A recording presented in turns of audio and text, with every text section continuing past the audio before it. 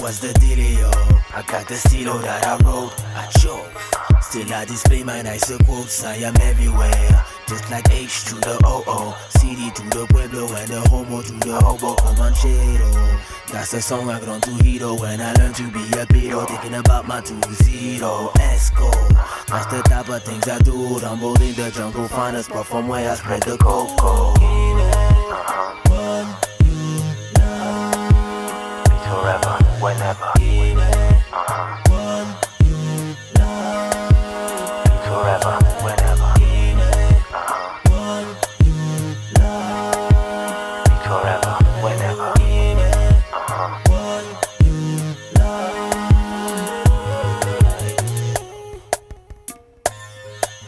Alright. Spot. Make you better. Holla at a nigga, spread love, that's the way I do my thing. Even with the shitty crooks, I'm a king of the bongo. Born in the Congo, RDC, land of all black people.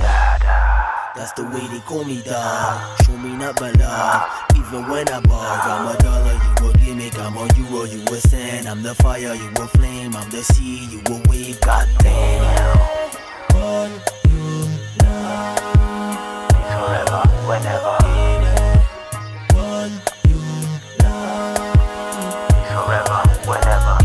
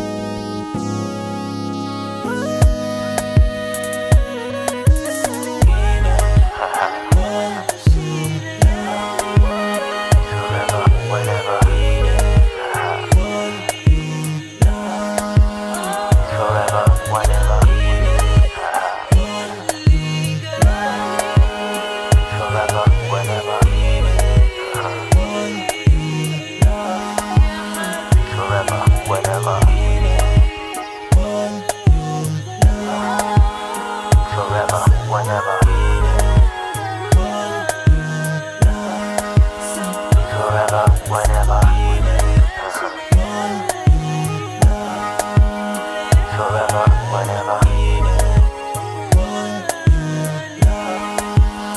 Shada forever. That's right.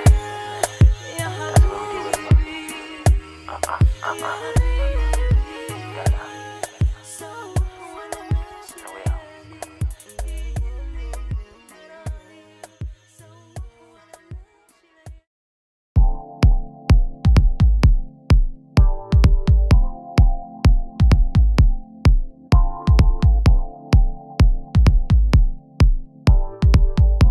do,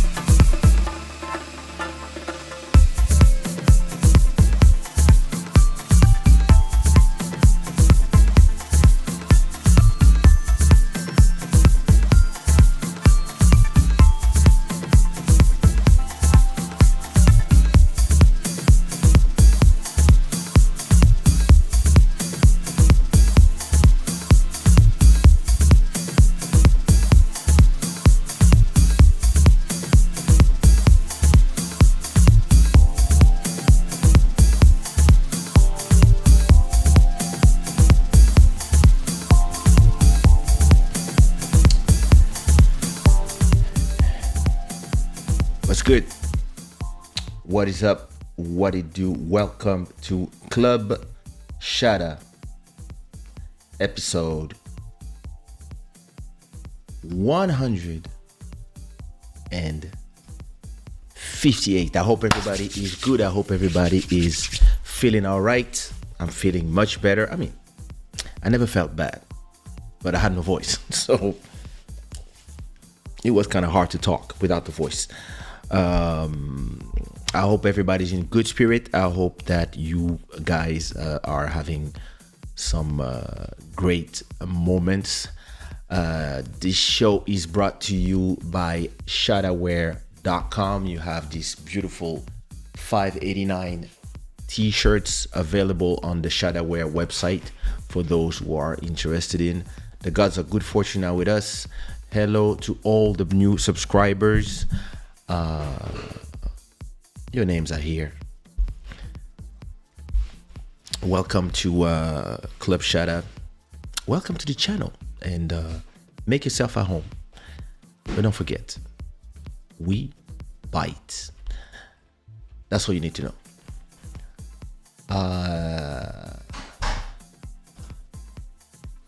I want to acknowledge the stream royalty for the month of November. Actually, this is the last show of November.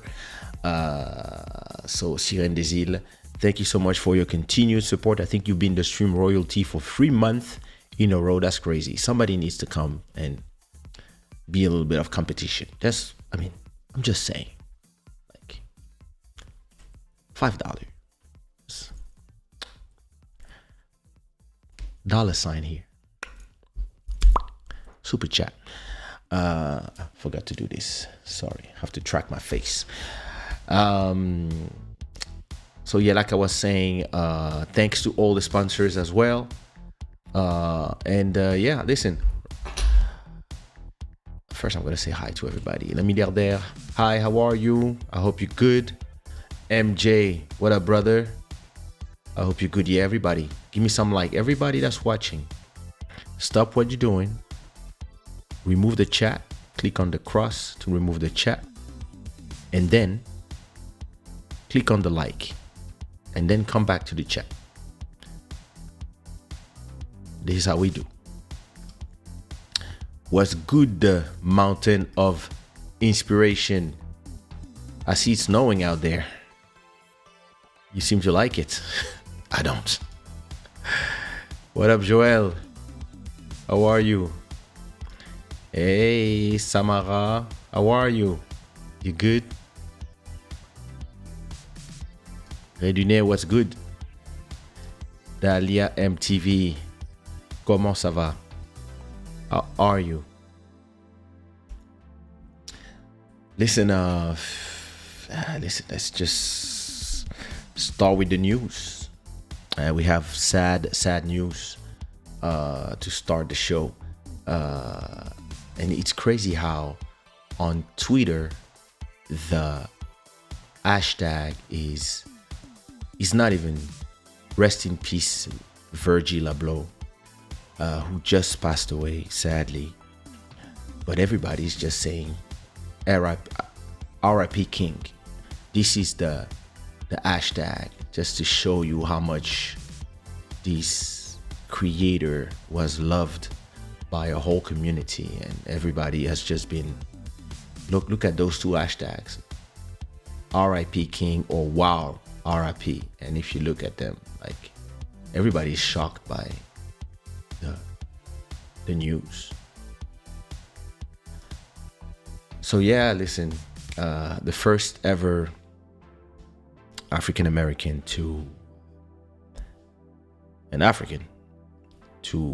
be the lead designer for Louis Vuitton. It was not nothing, and yeah, he just transitioned.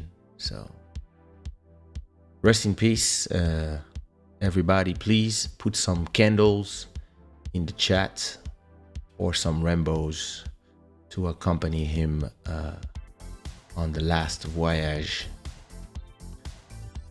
until his soul decides to either find the nirvana or come back reincarnate and continue the mission.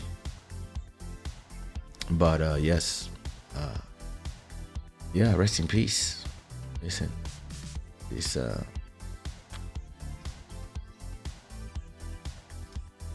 it's been an inspiration to a lot of people.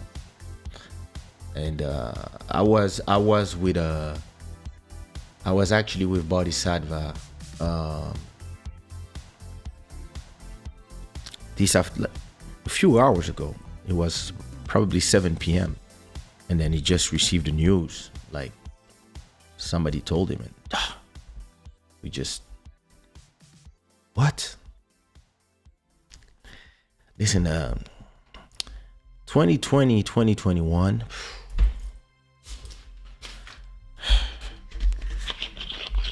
those were hard years.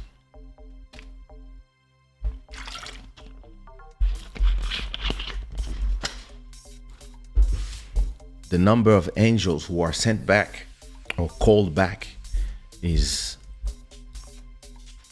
on levels. Hurts. Telling you. DJ Alma, what up? Irving was good. Yeah, long time. Listen,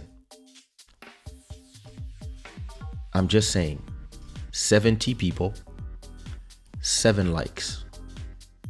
It doesn't make sense. So go and give me some likes.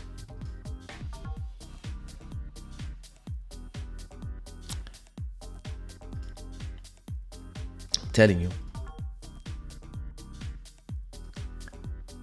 And in other news, interestingly, we need Piers Morgan to defend us. It is amazing. Where is he? Really? Not gonna find him? Oh, that's how you write it. Piers. Look. He said something that is very, very, very true, and that I believe deserves to be said.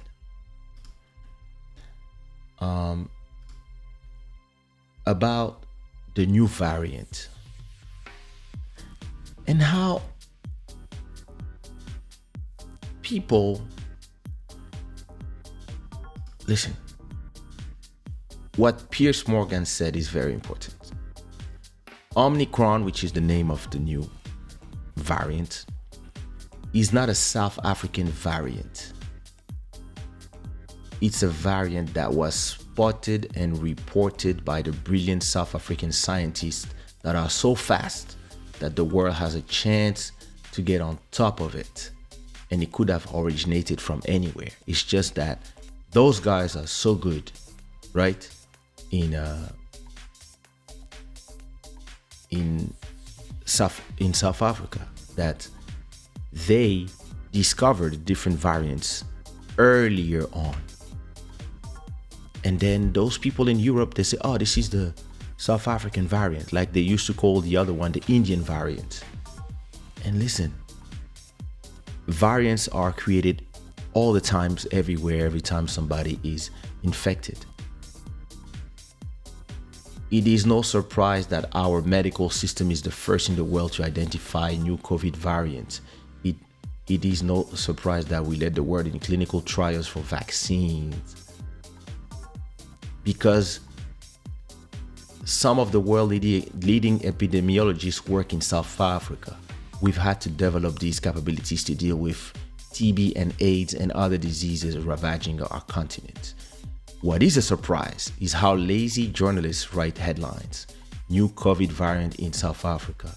No, this new COVID variant has been found in New Zealand, England, Brazil, France, India, Indonesia, and the Philippines and other places.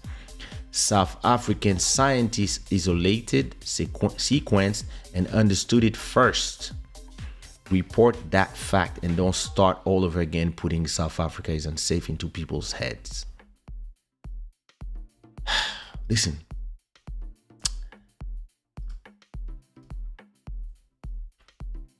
the more we go into this world, the more it gets tiring.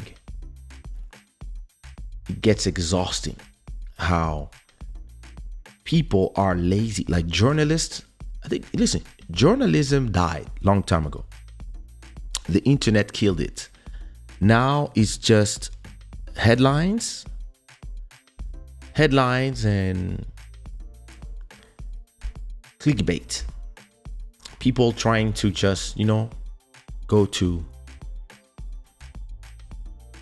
and governments having emotional responses. Like, you're supposed to be governments. You're supposed to know what you're doing and to go slow and take the right decisions, not the fast decisions. And listen, those people are crazy. But hey, what are we gonna do? It is what it is. Last piece of news before we get on. Wait.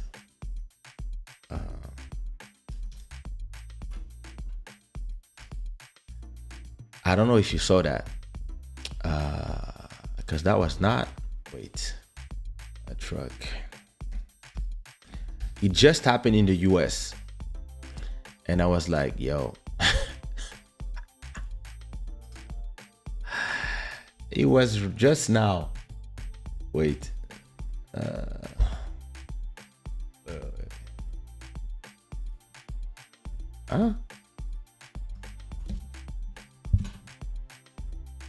Yeah.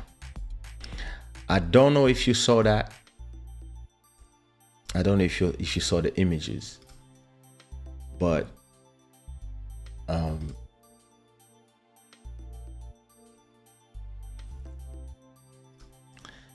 there was,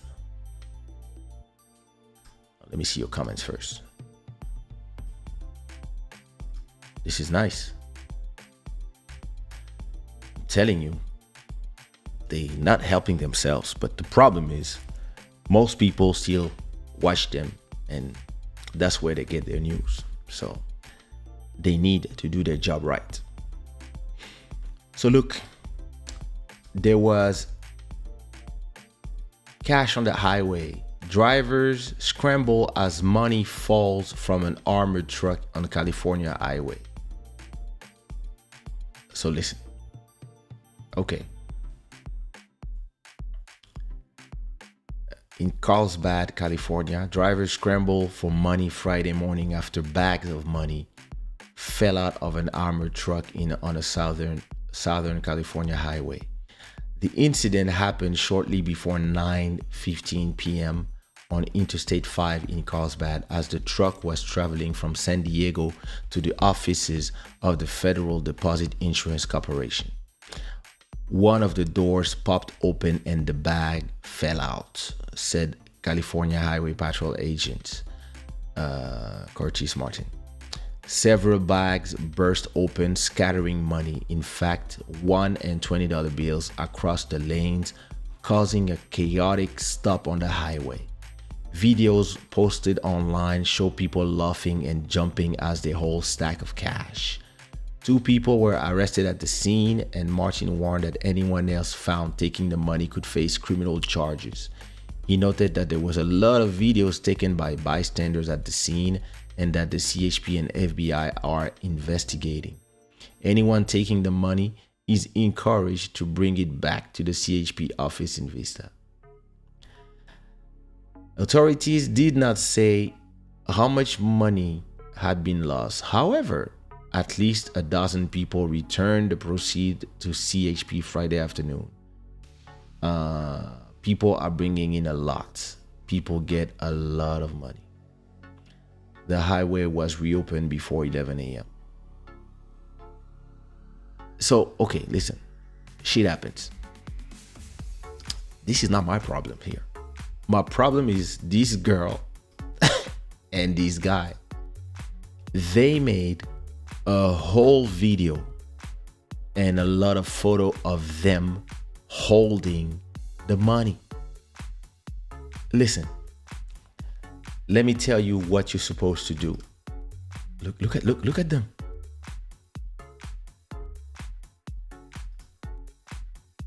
Listen, this is the problem with this generation. Look at this girl. Look, when I was 13 or 14, I don't remember, I was walking in the Bois de Boulogne, which is not far from where I grew up. Sorry, not far from where I grew up. Le Bois de Boulogne is a wood, and so I was walking there. I don't even know what I was doing there. I don't know, but I was taking a walk at the park. So they have a big park and a lake, and it's not far from my house, so I was just walking there, and I found a bill of 500 in the water, in the mud. And at that time, a bill of 500 was a lot of money, because it's the 90s, so you have to imagine, before inflation, before passing to euros, 500 francs was a ton of fucking money. Sorry for cursing. It was a ton of money. And I see the money like on the ground, in the mud. And you know what I did? I took it, I folded it, I put it in my pocket, and I went straight home. Calmly, not yelling, not saying anything. I went in my house. When I arrived in my house, I put some water in the bathroom. I tried to wash the bill delicately, and then after that, I took an iron and I ironed it, so it was just like new. And then I was like, oh, I hope it's a real one. And I went to the store and I bought myself a video game, something, just to make sure it was something that cost like 50 francs. I went to the I also had 50 francs just in case, but I went to the cash register, I bought my thing, and it was a real one. They took my 500 bill and they gave me back 450. And victory, money laundered. Now I was chilling with my 450 and I did I don't know what, because that was like 30 years ago. But just to tell you this, we live in a generation where, listen, if I'm on a highway and this happens, we hear in the highway and we have a truck of cash that falls on the highway. I don't know how many hundreds of thousands are there, right? And there's nobody filming, there's nobody watching me, whatever. If I decide to take the risk, right? If I decide to take the risk, I'm gonna go grab as much money as I can. Maybe, I don't know, 1,000, 2,000, 10,000, 100,000, I don't know. And I'm gonna put them in a place where nobody sees them, and I'm gonna take my car and I'm gonna continue my journey. Hopefully nobody filmed me and nobody took my place. Or if I'm walking, it's even better. I'm gonna walk in the scene, grab everything I can, make sure nobody's filming me, put a mask, whatever, take all my money and leave. Let's say I made 100K. The next thing I do, I grabbed 100K. The next thing I do, I go see some people who are specialists in turning that money into another money. I tell them, listen, here's 100K, because I will just give them the 100K. They take a percentage. Let's say they take 10,000K and they give me 90K. And now my 90K are clean. I take my 90K, put them in my safe or anywhere, and I'm fine. I'm cool. Maybe I go see my landlord and I just buy 2 years or 3 years of rent just to be, and like invest in the future, whatever you want to do with it. Not what these idiots are doing, which is filming themselves. Filming themselves. The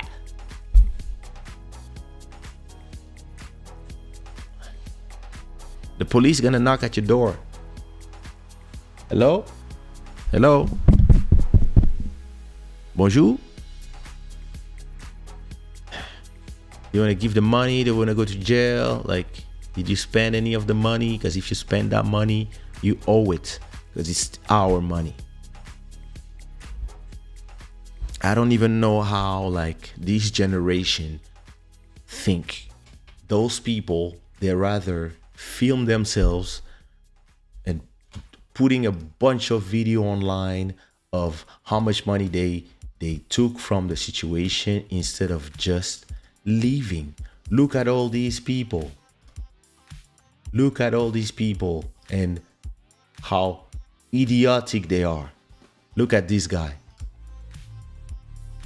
He's here. They're here dancing. Dancing like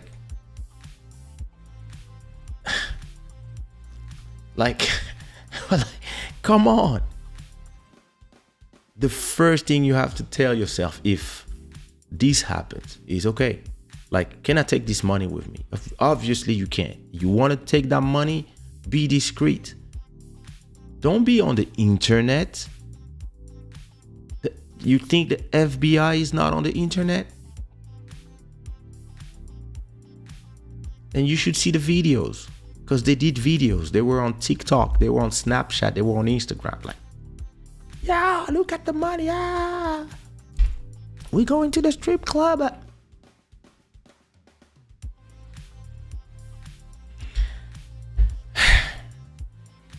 And this is the problem with this generation.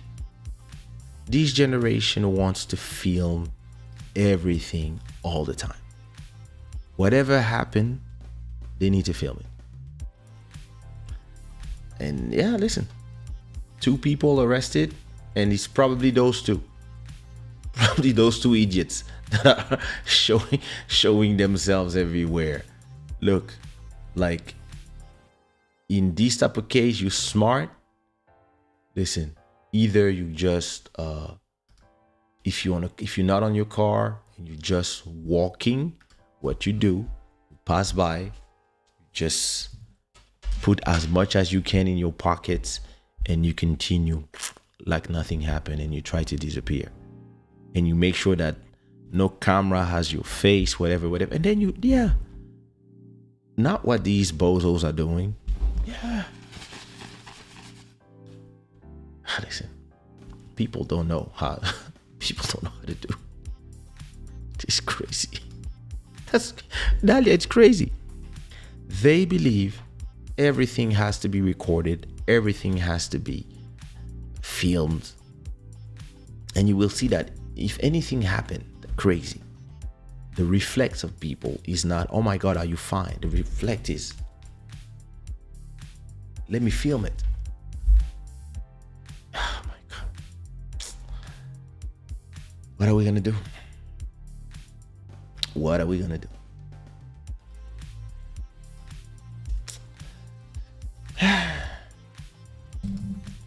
In other news, I didn't talk about it because so many things happened that I didn't have time to to talk about it, but Facebook changed their names. What up, Malcolm Beats? We got 3 singles for Malcolm Beats coming. It's crazy. Facebook changed their name. Now their name is Meta, because they decided that they want to be the kings of the metaverse. And so, very, interesting presentation about, you put your VR headsets and you just arrive in a new universe that is completely digital, and you have an avatar, etc., etc. So Mark did a presentation, and they changed the whole name. So okay, very interesting. But I have one problem. My problem here is not that Facebook is putting their feet into the future. It's actually completely normal. My problem here is that Facebook is Facebook. Facebook cannot be trusted. Listen, Facebook is already responsible for so many things. And now they want to be in the metaverse, in virtual reality. Can you imagine a Facebook virtual reality where, first of all, wherever you go, there's ads. Wherever you look, there's ads. And then when you want to know if your friends, what your friends are doing, or you want to meet the people you like, the algorithm will present you people that they think you would like. No, I want to see my friends. No. The algorithm shows you. Listen, when Facebook bought Instagram, I was like, 5 years. In 5 years, Instagram is just going to start being like Facebook. And everything we can do on Instagram and the reach we have to our followers will be divided by 100. And that's exactly what happened. If you don't pay, you don't exist on Facebook. You can post something, but they decide who will see it. Not your followers will see it. And neither you will see what your followers are posting. You will see what they decide is fine for you and what they believe will make you engage more. And this is how whenever something crazy is said, like and whenever there's whenever there's any post that is problematic, racist, pro this or pro that, or anti this or anti that, they generate way more engagement, and people come back to these posts, and Facebook does nothing, because every time you come and engage, there's an ad that is being shown and it makes them money. It's the same as the headlines. The headlines are made for you to click. Most of the time, you read the headlines, and then you read the article, it feels like it's not the same article. It feels like this headline has nothing to do with the article. Yeah, because most of the time, the headline is just for you to click. And they know that a lot of people don't even click. They prefer reacting first. And Facebook makes a ton of money from that. And to me, this is the reason why they are the last person I trust when it comes to the metaverse. And I could be wrong, but his story shows me that, these people,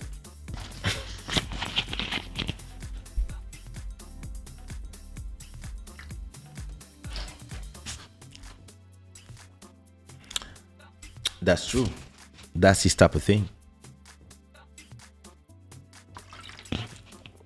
He'd love to go to the metaverse and find a wife as he pretend to be single.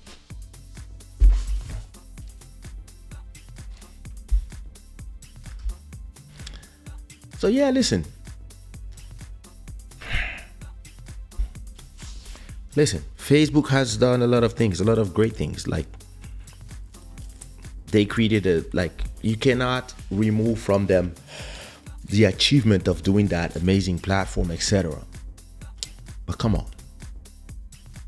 This, first they need to change their culture as a company. They really need to stop putting the profits first. They need to start really thinking about the people. And listen, you're a for-profit company, you have to make your money, all good. But once you realize that the way you set up your algorithm are hurting children and hurting people and hurting society and dividing people more than it should connect them, it means that you are failing at your mission that you said, hey, listen, we want to connect people together, etc., etc. No, that's not what you're doing. You're putting people against each other. And listen, I'm not removing the blame from a lot of the people, because it's also their responsibility to start being intelligent.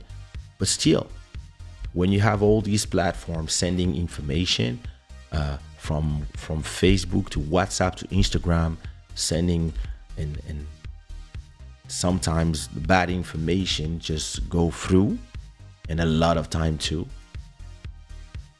it becomes problematic. Because look,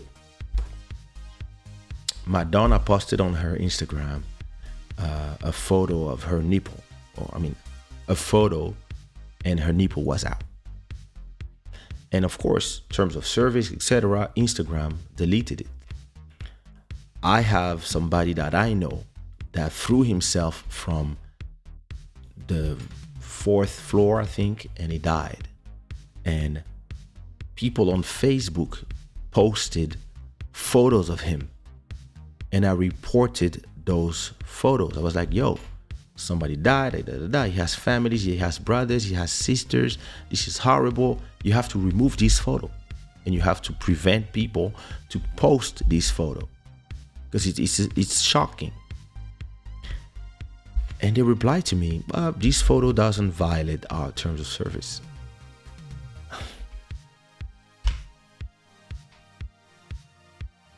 I was like, what? Are you guys crazy?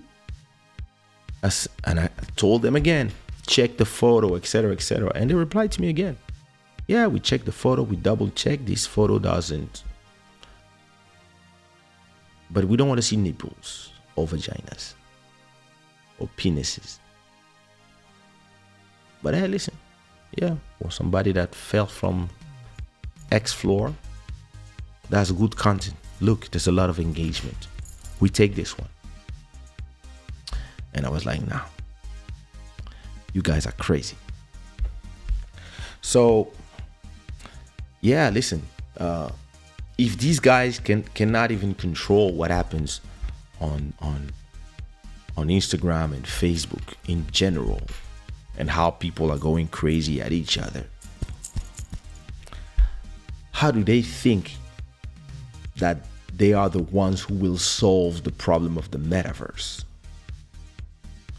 Of course, they have a ton of followers that would just jump on a Facebook coin and a Facebook universe, whatever. The problem is not this. They're very in advance in terms of certain technologies that were developed there. But, yo, the core thing is, when you reach that level, right, and you have 2 billion people that are using your service, it is super important that you make sure that your service is not harmful to people, and that if you see that, listen, its limits, if we turn the algorithm this way, people might, it's hurting people, but let's say 1% more, it's okay. But if you put them a little bit more like this, yo, we're gonna harm people 20% more, but we're gonna make 80% more money. But if we did this way, we will not harm people, but we will just make 40% more. And instead of choosing the 40% more, you're gonna choose the 80% more because money is the most important part for you. And that's when it becomes super dangerous. And listen, imagine how it is already in places where people have their phones and kids get bullied by other kids. Listen, humans are pieces of shit, but still. And Facebook doesn't regulate this as much as they regulate anything else, right? Imagine now if you are immersed into virtual reality, the nightmare that is going to be when you have trolls and all these people, they are enabled to run after you inside of virtual reality and tell you whatever. So no, I don't think they're gonna fail, but I don't think they are the right people. And they've been showing over and over again that they're not the right people.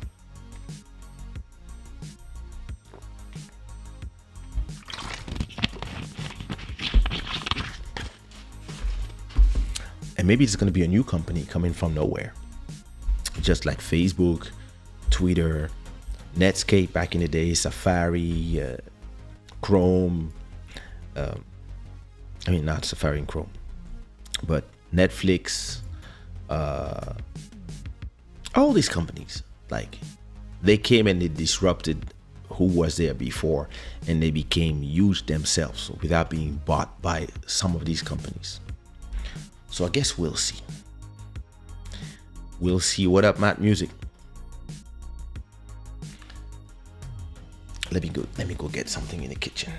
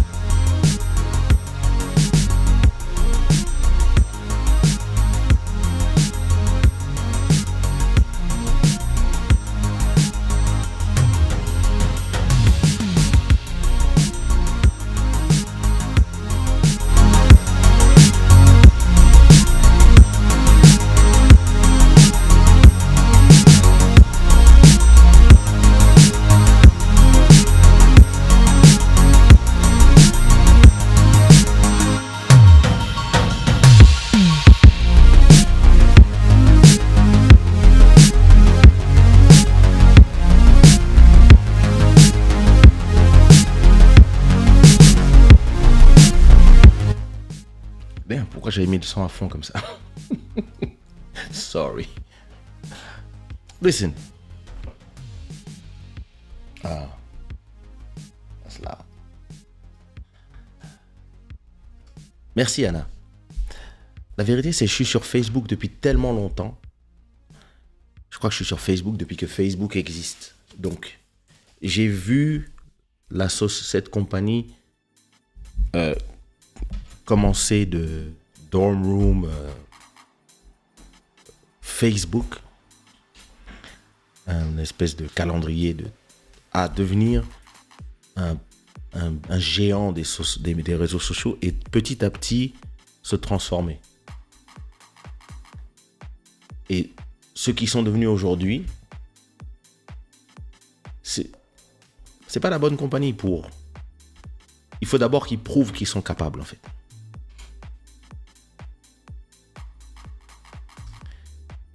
Yes, it is. Haven't you seen it? Yeah.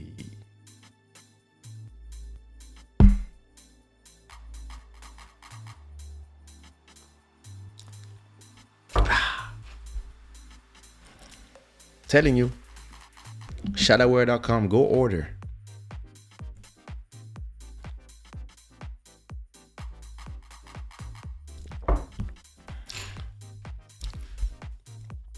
Yeah.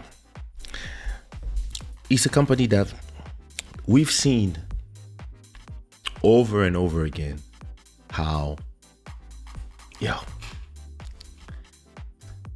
they can't. And it's not, like I said, it's not a technology problem. It's a culture problem. And it's not the question of, do you want money or don't you want money? Listen, I'm a capitalist. I don't have no problem with people making money. Tons of money, billions, trillions. I don't care. I don't mind. If they work for it, they deserve it. I don't agree with this idea that you have to take it from blah, blah, blah. No. But responsibilities, they come with it. If you can control the mind of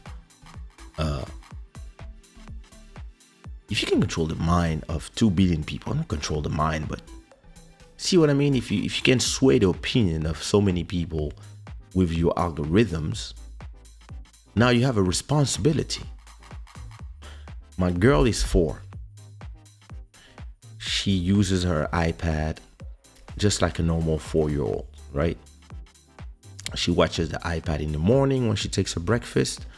Then she goes to school. When she comes back from school, she likes to have an iPad where she's eating stuff. When she's playing, she doesn't need it. When everybody's watching TV, she likes to watch her iPad as well. And she's a kid of, her ages, her era. And when she's 13, 14, 15, and she's of age of having social media and interact with other people, including strangers, and she's not, and this is my job to do this work, to tell her that she's a queen no matter what people say. But there comes a point where the validation from your parents, depending on who you are, of course, but there comes a point where the validation from your parents and from the people you love start becoming less important than the validation from your followers on social media. And depending on how fragile you are, a lot of people, they get very harmed and they end up even ending their own life because of the cyberbullying that a lot of these people have online. A lot of these people, they love to flock in mobs and attack other people. I don't know why humans have this behavior, but that's the way they are. And all these tools that were created,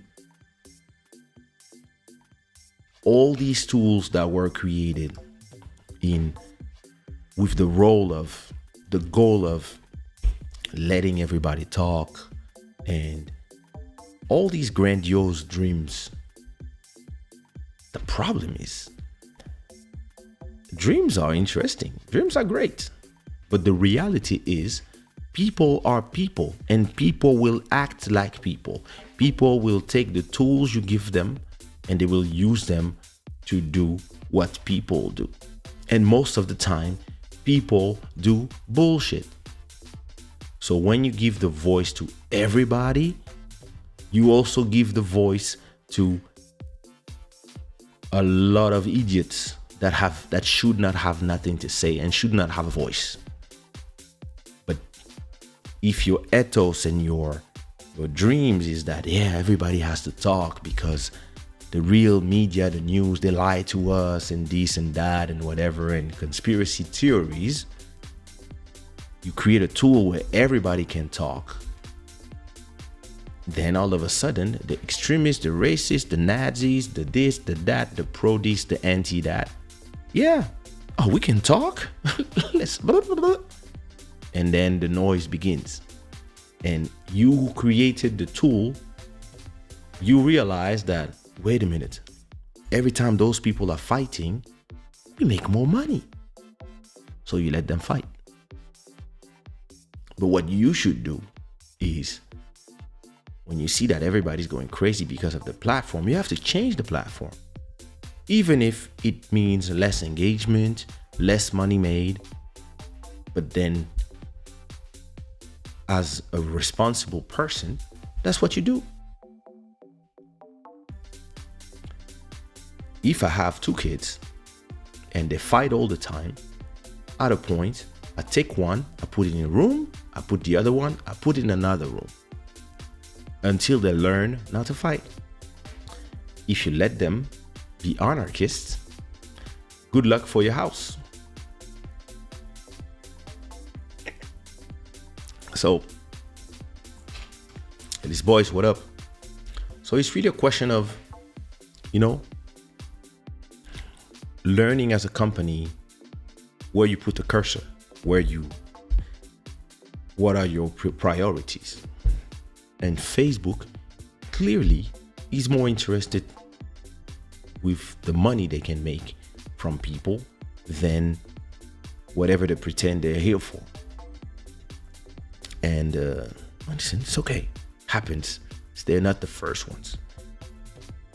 But this is why, to me, I prefer that would be Sandbox or Decentraland or any other new project that create a metaverse where everybody wants to go, instead of Facebook and all their machine, their propaganda machine. That's just me. That's just my opinion. What do you think? Tell me in the chat. Before I tell you my story and I go to sleep, I'm tired.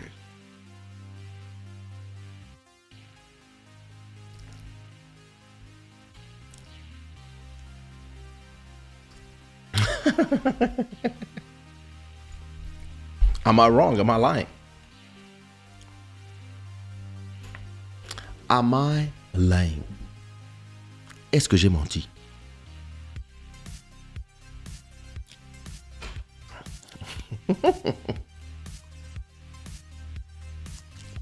You're not supposed to laugh. You're supposed to tell me, what do you think? Dalia, j'ai un sujet pour ton show. Facebook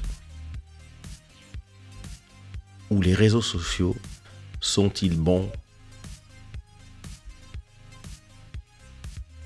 Sont-ils de bons objets sociaux? Sont-ils de bons outils sociaux? Il faut m'inviter à ce show. Mais nous, pas greetings, quoi. I agree that Facebook and their juggernaut propaganda machine are not my chosen representative for anything. Yeah, man. Sorry. Yeah. It's, to me here, it's really that it's an amazing tool that I've used for promotion, for this, for that. And in a way, they were great for me. Especially when I posted for 80,000 followers and I had like 30,000 likes and 2,000 comments.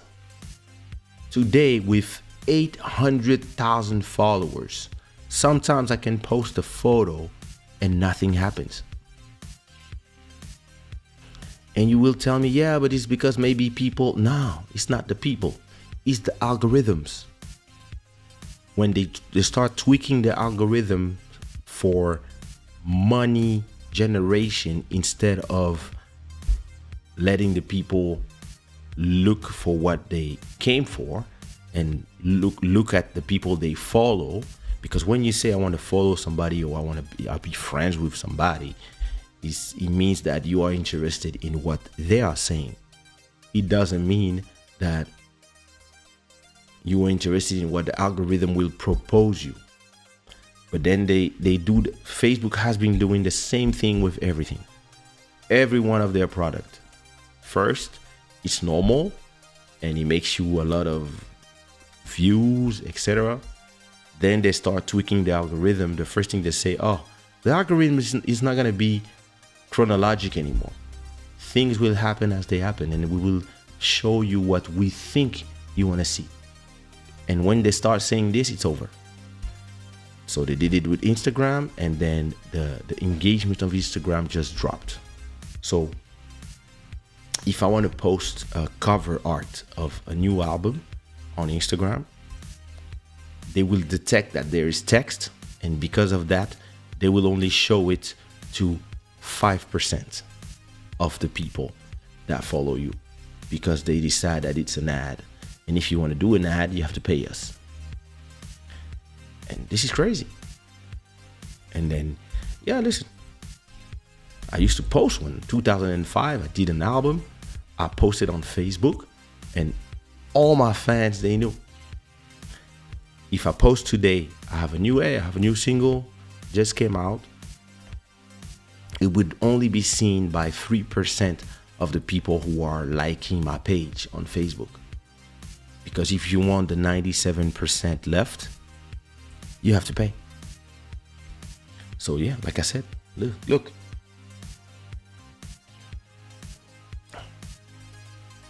Let me go to my Facebook to show you.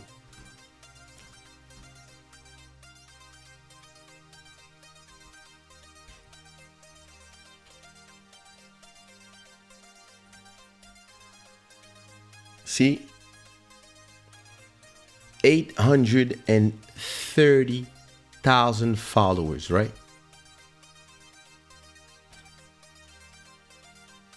So how do I post something and I have 11 comments? One comment.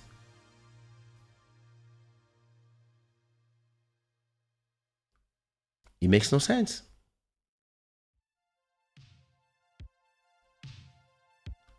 So what does it mean? It just means that these posts that I put are not even shown to people, because the same post on Instagram generate like hundreds of comments. It's just that, yeah, they tweak the algorithms, and you might have 800,000 people who are following you, but actually it doesn't mean nothing to follow people if our algorithm will just choose who they believe the people want to see.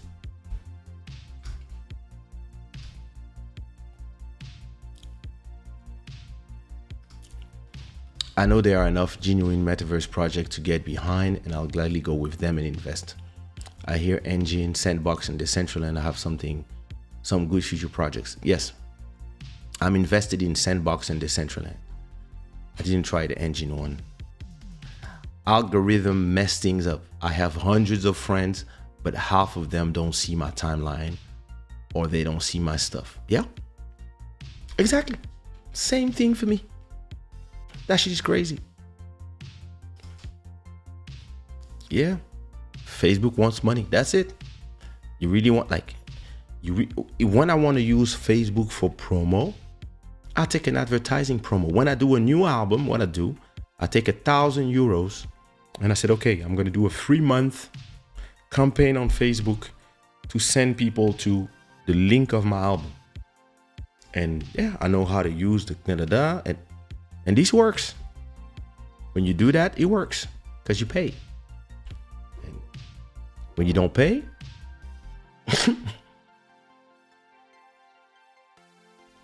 They're like, nah. Facebook has become the who has the most money wins platform. They made so many Facebook pages redundant because of it.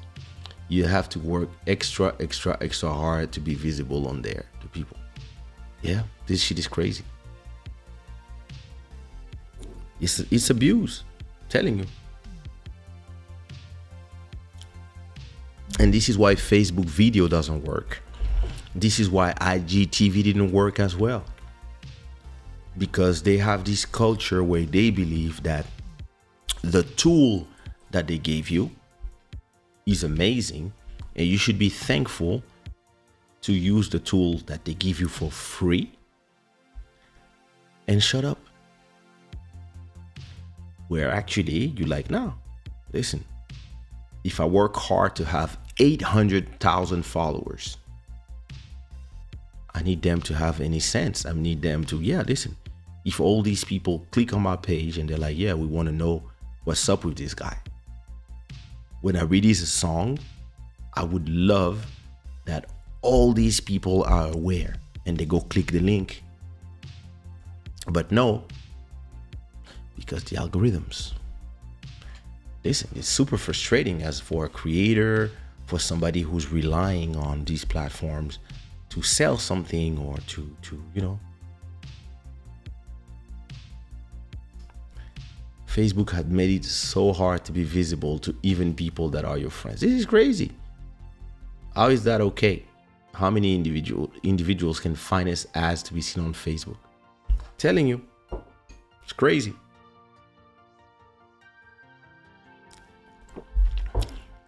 And now those people want to make us believe that, yeah, we found what you need for the metaverse. Nah, I pass. I mean, we'll have our Facebook account, so we'll go check. But I really hope that somebody just disrupt the space and that it's somebody who is not one of those big companies. Even Apple, I don't want Apple.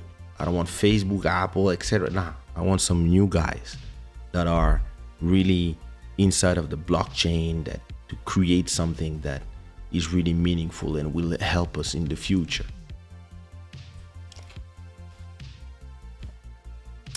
Anyway, it is what it is.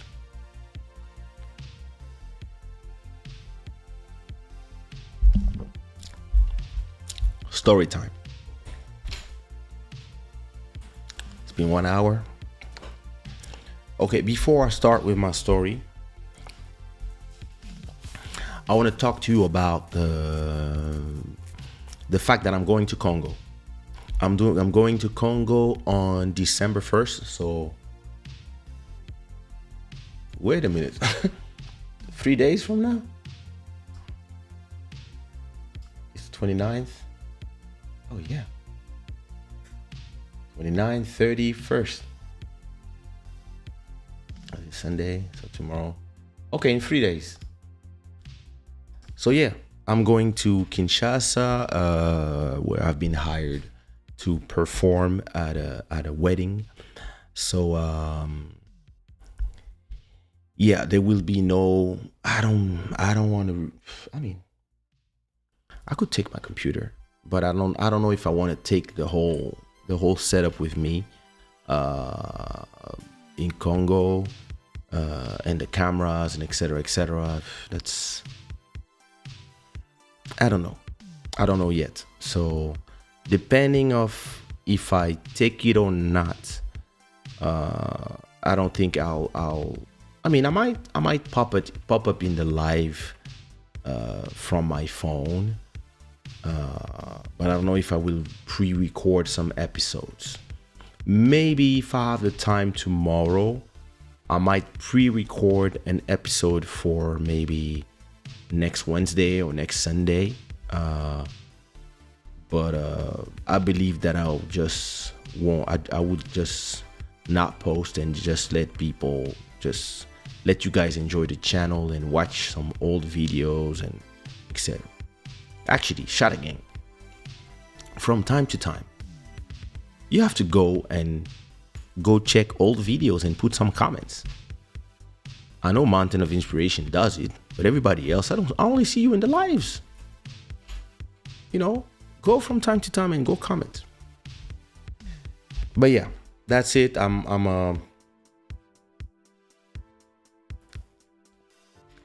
gonna be in a nice hotel room.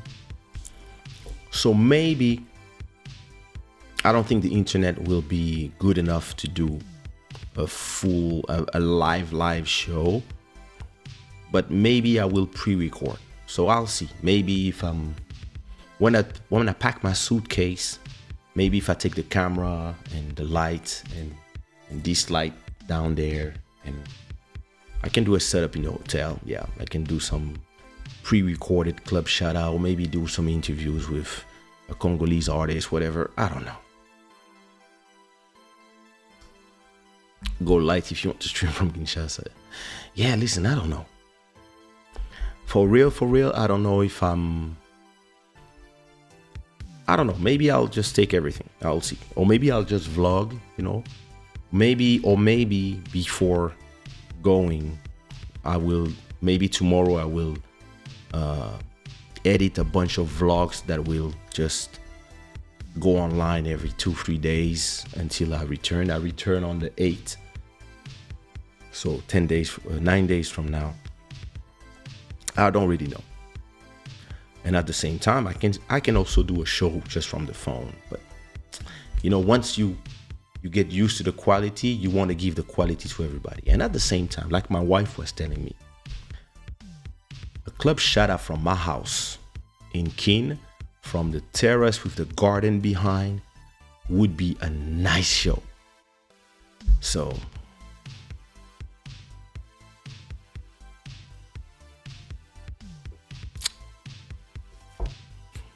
I have to think about it.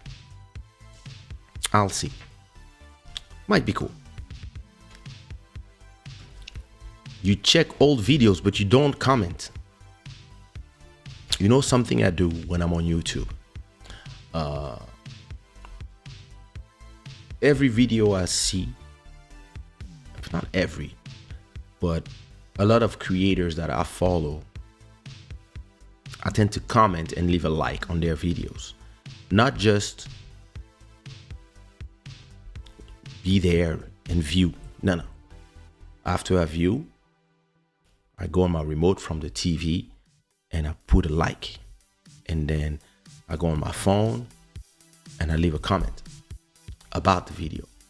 It's very important, not only for the video themselves, but also for the algorithms. So, in my opinion, you know, I see comments. I receive a lot of comments. Let me see my comments let me go to my studio on YouTube.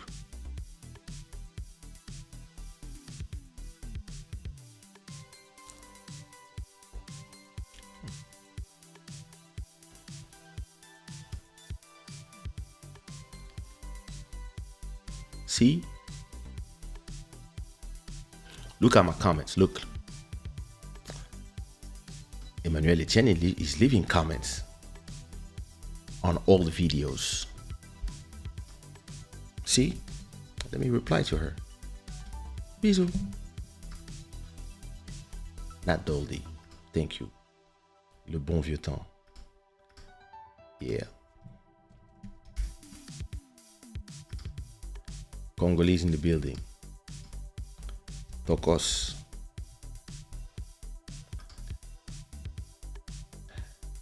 I really like the way you got over what you wanted to do. It was cool and understood.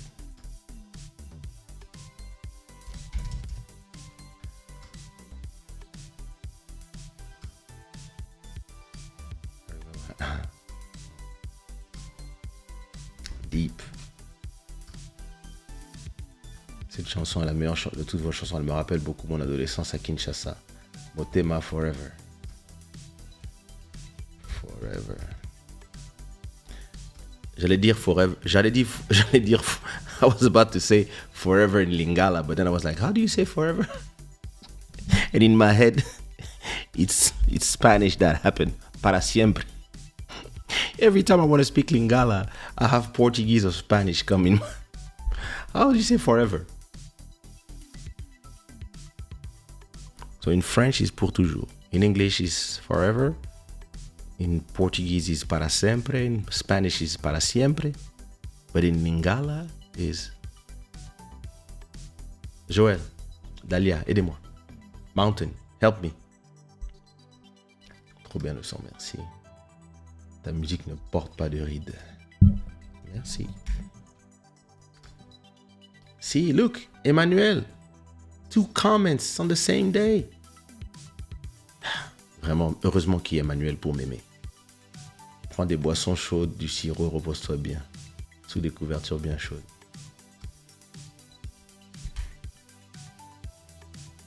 Libella? That's how you say it? Libella? Alright, okay. Let me rip. Forever. Libella. Libella, c'est pas maintenant? Bon. Libella. Ok. Voilà. Je remplace mon forever par Libella. That's a nice name for a song. Libella.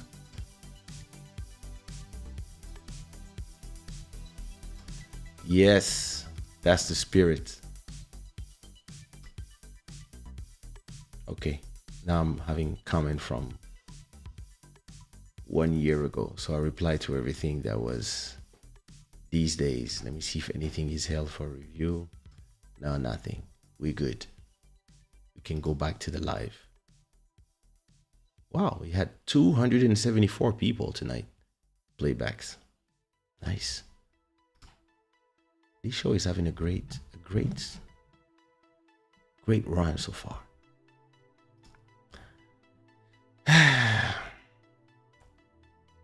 Talking about videos, I have to rewatch the one where you were showing how to edit photos for IG.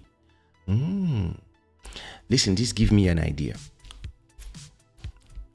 I would love to do a show where everybody send me their photos or photos of other people, whatever, and I show how I edit photos.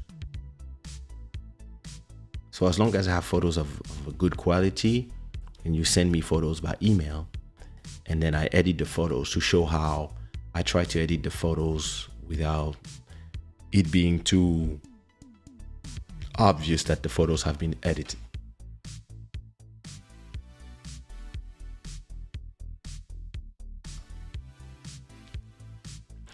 Yeah, from the terrace,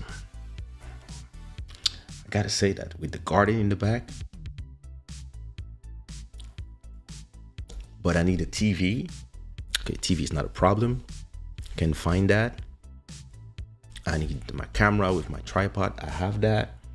Cables, one light, that one. And to bring the computer again. I mean, I could do one episode from the terrace and another episode from the hotel room.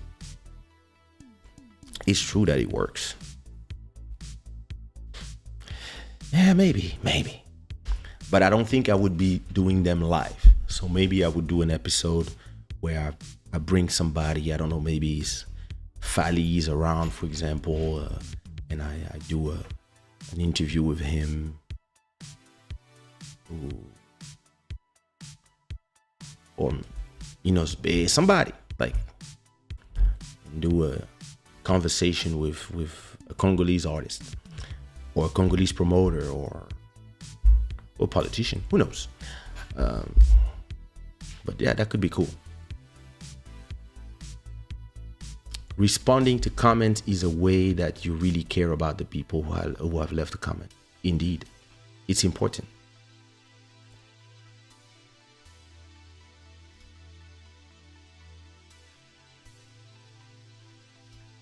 Merci Yana. Tu es là, Libella. Je sais pas pourquoi j'ai l'impression que Libella c'est tout de suite. Comment on dit tout de suite? Par exemple, j'arrive tout de suite. C'est pas Nazoya Libella? Mais non, ça sonne pas. Yeah, recorded. from the hotel room, you know, because I'm going to stay 8 days. So my show is on the 4th. And the rest of the time, like, I'm going to arrive on the 2nd. I'm leaving on the 1st. Spend one night in Istanbul. Then continue. So, yeah, it is true that I might just put everything in my backpack. I might just buy a bag to not have everything in a backpack, but more in a trolley. I believe that's an idea. That's something I'm going to do.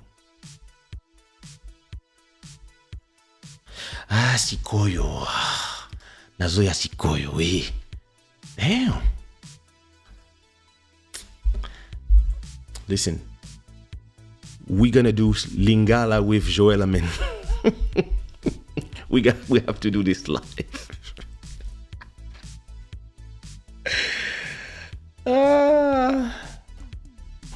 So listen.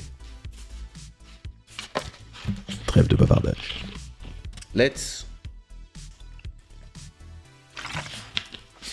Let me tell you my story about being blackballed. Plug iPad. Loose charge.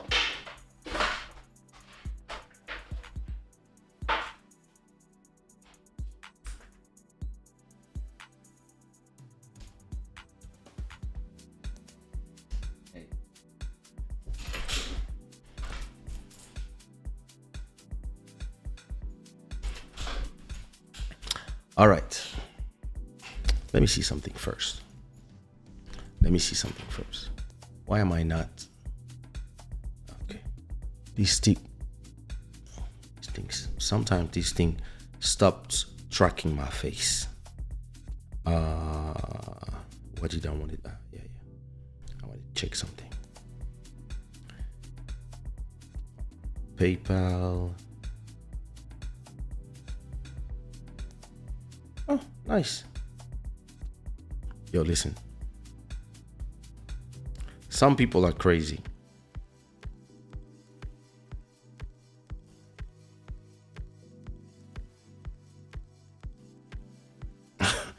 Yo, somebody, you know, on PayPal, on PayPal, now you can ask money, and somebody request me, let me hide the name so you can see what somebody sent me, like on my PayPal, a request. So now people can request money from you. I don't know where he find my PayPal address, but he sent me this. Et en bas, marqué, je suis pauvre. Like, what's wrong with people?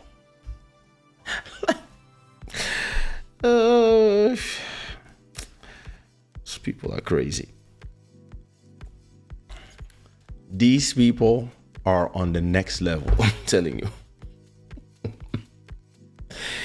Yeah. So listen, I was checking my PayPal to see if I had something in it. So look, since I have some money in my PayPal, I'm gonna do another one of my, before I tell my story, I'm gonna do Shadoware giveaway. So let me go to Shadoware and see what I'm gonna offer. So you can already start putting your rainbows or unicorns or hearts in the chat. This is crazy, bro. Let me see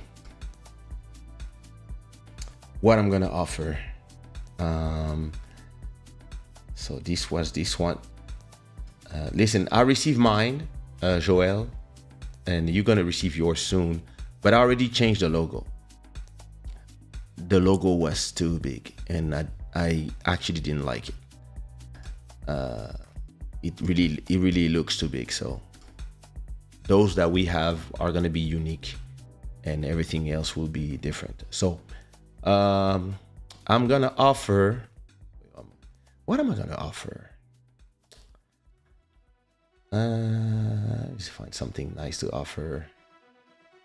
Oh, maybe a Africa future culture. Yeah, let me see collections. I think I'm gonna offer Africa future culture. I just need to find which one I want to offer.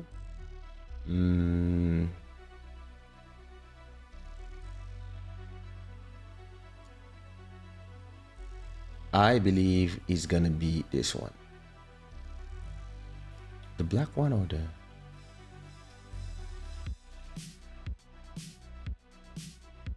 white one?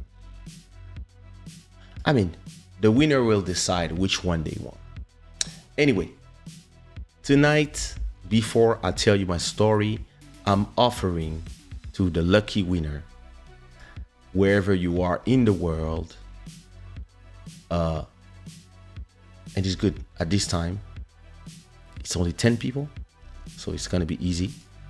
I'm offering Africa future culture. Not the kid tea. Let me find the adult tea. This is the adult tea. There it is. So comes in black or either gray. This is how it looks like.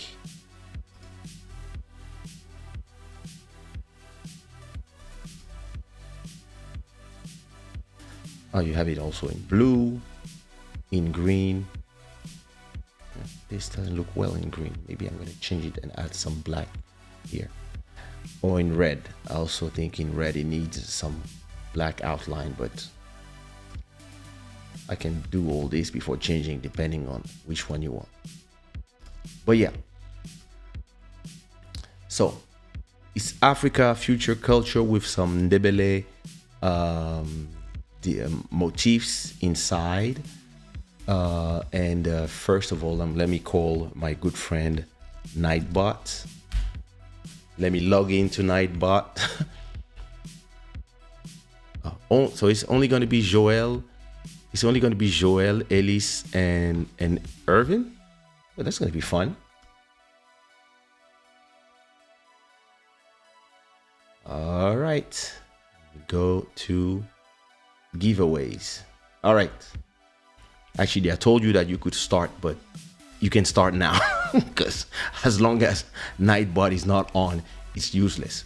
So starting now, you can go in the chat and put your rainbows, your hearts, your things. Just the three of you. Listen, everybody else that is here watching, you can also, So for now, I have Elise Boys and Joel. Irving, you have to also put your comment back, and everybody else watching, all you have to do is put a comment. MJ, I don't know if you're still here, but yeah, it's giveaway time. I'm gonna give well, if it's just the two of you, it's gonna be fun. Joel won. Oh, so it's three people. Joel won. When Joel won. Joel won last week. So we're gonna see if Nightbot chooses Joel again, or if. So what about the rest? There's 7 people that are just watching. Come on, all you have to do is put a comment. I'm gonna give you another minute until 2 a.m. here.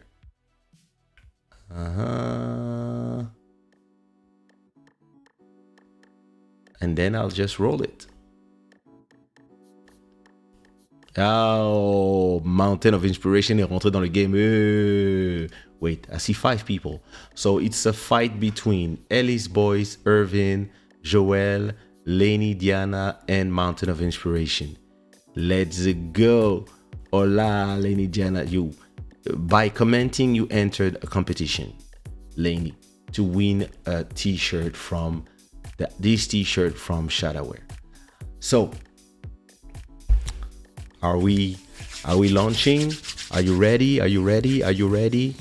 If you're ready, put some fire in the chat, and I'm gonna count till I'm gonna counter, 5, 4, 3, 2, 1. Roll it.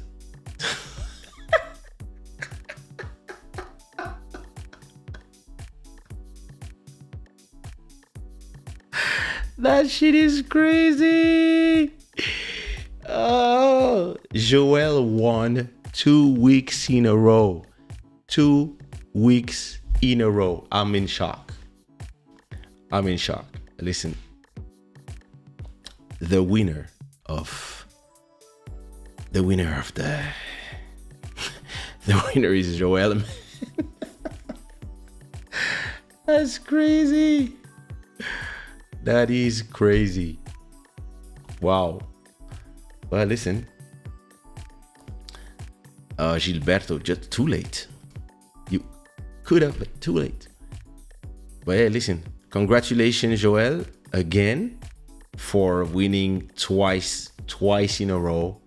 It was less people this time. I will try to do my giveaway earlier, but hey, listen, the game is the game. So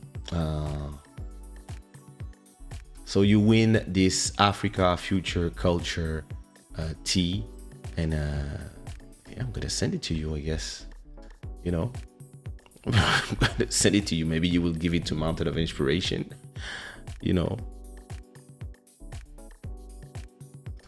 My pleasure. La jalousie peut tuer. Les jaloux vont maigrir. Let me send it to Joel straight away, since I already have his address. How do I do that? Oh, I forgot the size. So I'll do it soon as I'll do it when I'll do it when I'm done. I couldn't find the right border unicorn.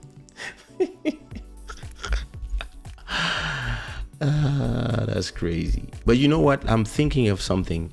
I'm gonna keep my story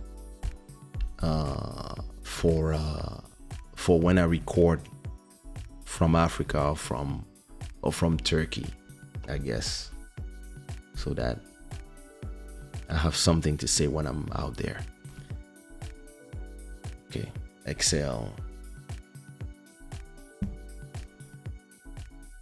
I think, yeah, post office is a nightmare. I do agree. Yeah, there was less competition. But Ellie says no. Anyway, congratulations, Joel. Let me go to my orders and see if I can just resend to your, just recreate another order. Copy order. Yep. Perfect. Amazing. There you go. Copy this order, add a product, synced item, Africa, future, culture. It was the Dembe. Where is it? What? Okay.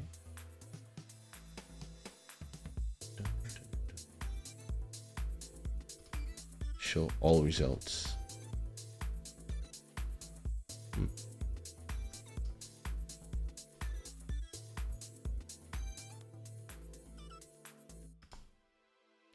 Find that T. Sorry guys, I'm doing it as I'm here, so it's done. Just need to find that t-shirt. There it is. Joel, what color? Black, green, maroon, blue, red, or the white one. I mean, it's not white, it's like chine, like this one. My favorite is this one, actually. That's the one I have. But just tell me the color you want so I can just send it directly.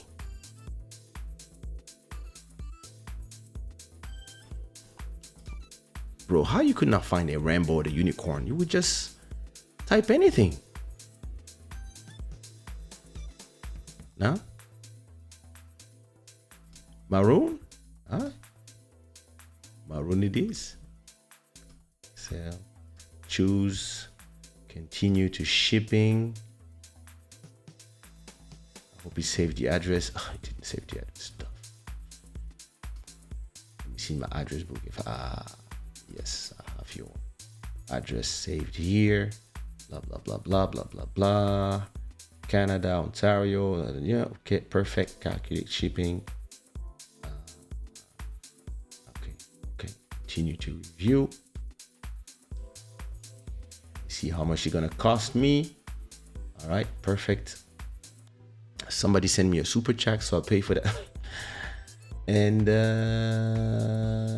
let me pay. There you go.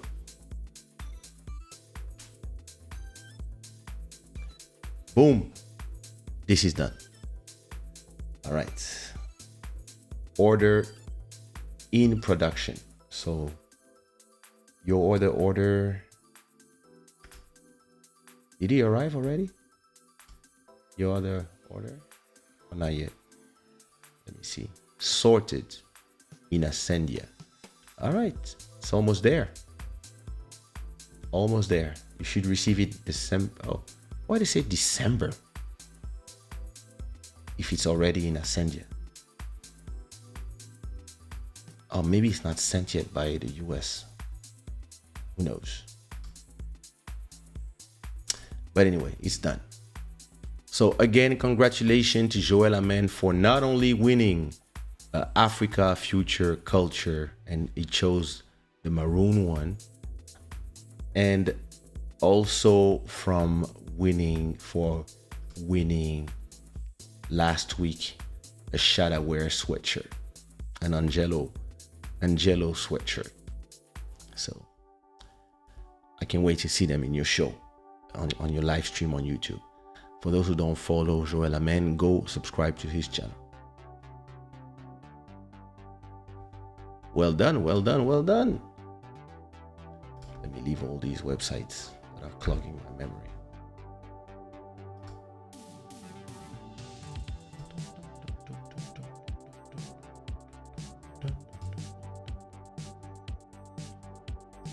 Tu vois, Yves, il arrive en retard.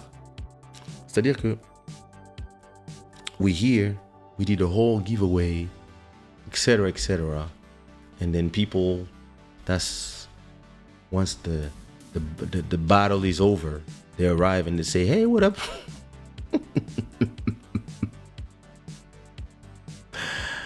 Oh my God.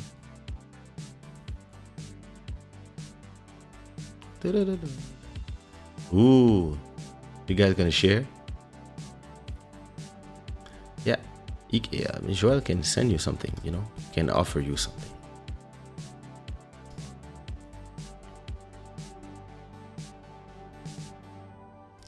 Thank you, Diana.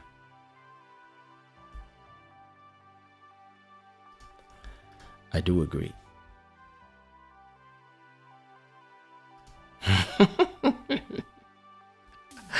And it will go well with the guitar, the red guitar, I would say.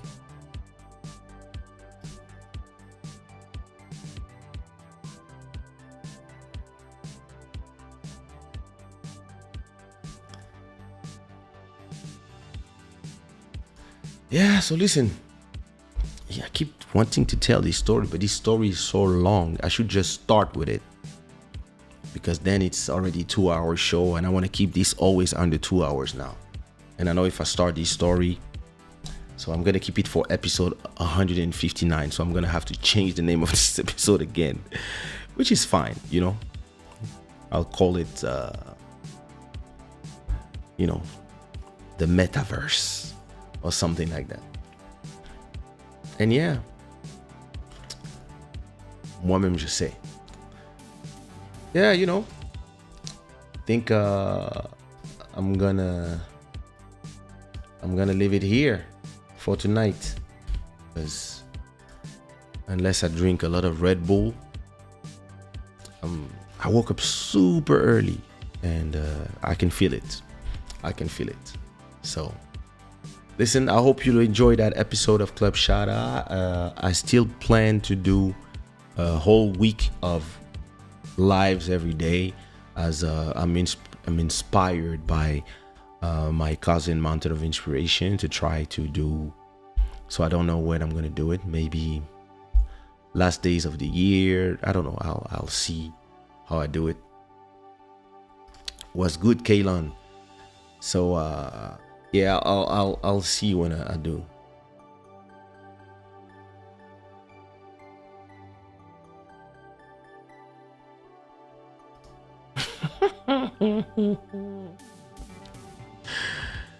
Ma chère, likambo ya famille.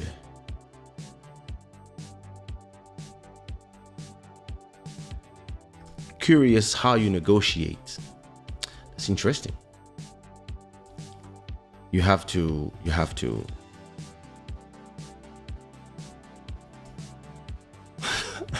yeah, look at those people, they speak Lingala here. It depends what, Kendrick. Yeah, I can answer a few questions before I go. It depends what are you curious about. Like when you say I'm curious how you negotiate, what are you talking about? Are you curious how I negotiate in terms of shows, in terms of businesses, in terms of diamonds, gold, and materials, in terms of buying beats or photos, or like, because for everything negotiation is different. And or if it's just in general how I negotiate. So I mean, maybe if you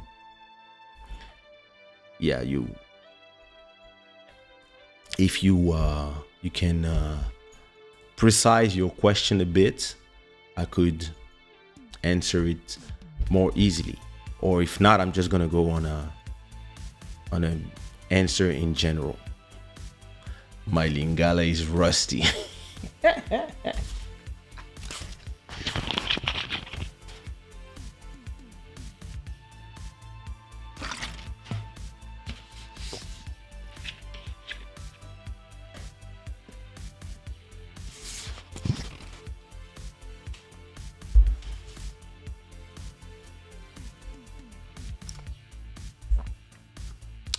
DJ Bomaye Ali Kiza, merci beaucoup. Merci. Non,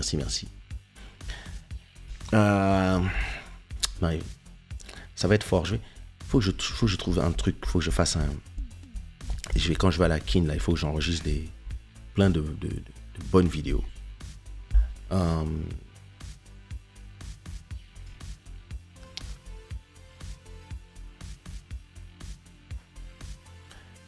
Good listen.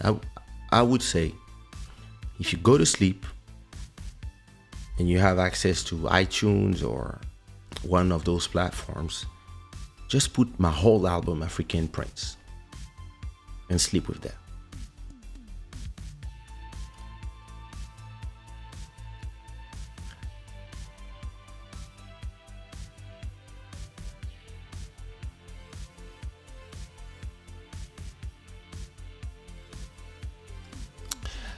Interesting. Business or in general, both would be great. Oh wait, vous aimez abuser. I've been reading Chris Voss books and it's very interesting. It might be a question for your next episode. Yeah, might be an interesting question. Well, my next 2 episodes, because I'm gonna be in Africa, they're going to be pre-recorded, so I don't know what will be the subject, but I will not have the chat with me while I'm recording them. I will only have the chat with me while it's being replayed, because they will play on the normal hours, but I will be in the chat just talking. So I'll probably record them a day before and then just upload them from the hotel Wi-Fi, and then premiere them on the YouTube channel. That's how I did with the one I did in Senegal. Now, when it comes to business in general, I believe that the more important part of business is making sure that your empathy, your heart is not in the conversation. Because in business, a lot of people will always try to negotiate using feelings. To give you an example, let's say you have a show and you agreed with the promoter that the show will be about it's going to cost $1,000, for example. Let's say something that was negotiated, and so, and speaking of experience, when you're young and you really want to do this show because you really want to be in front of your public in every city, let's say that the promoter tells you, "Oh, I'm so sorry, but I cannot send you the 50% in advance at the reservation, but don't you worry. Soon as you arrive, soon as you leave the train, soon as you take off the train at the train station, I will give you all your cachet, full.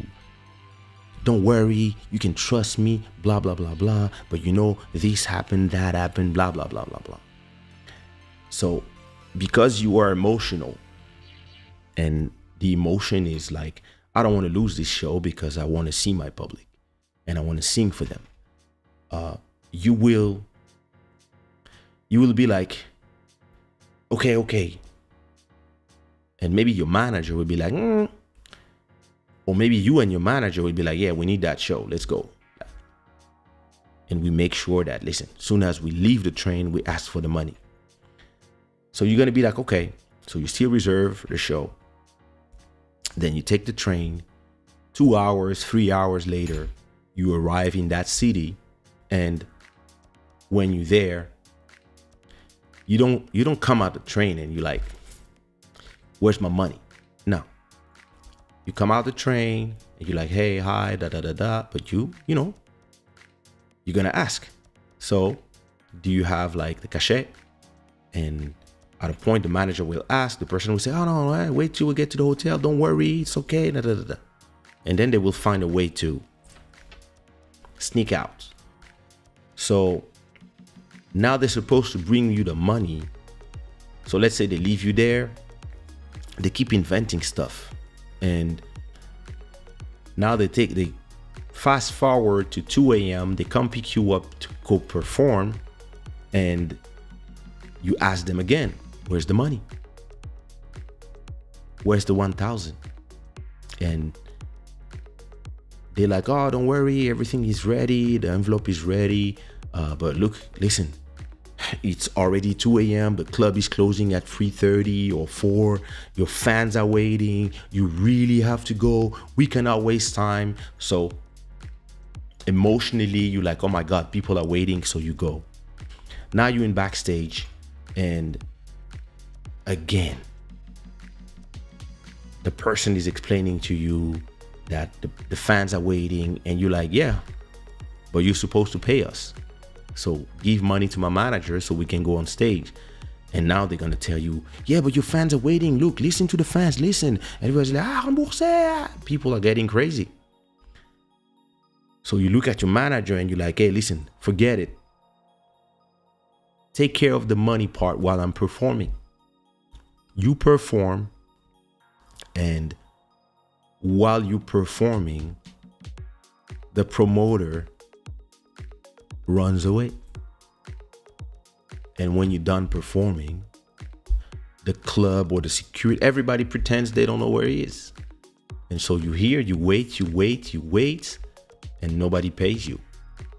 And you go back in your train, and yeah, you perform for free.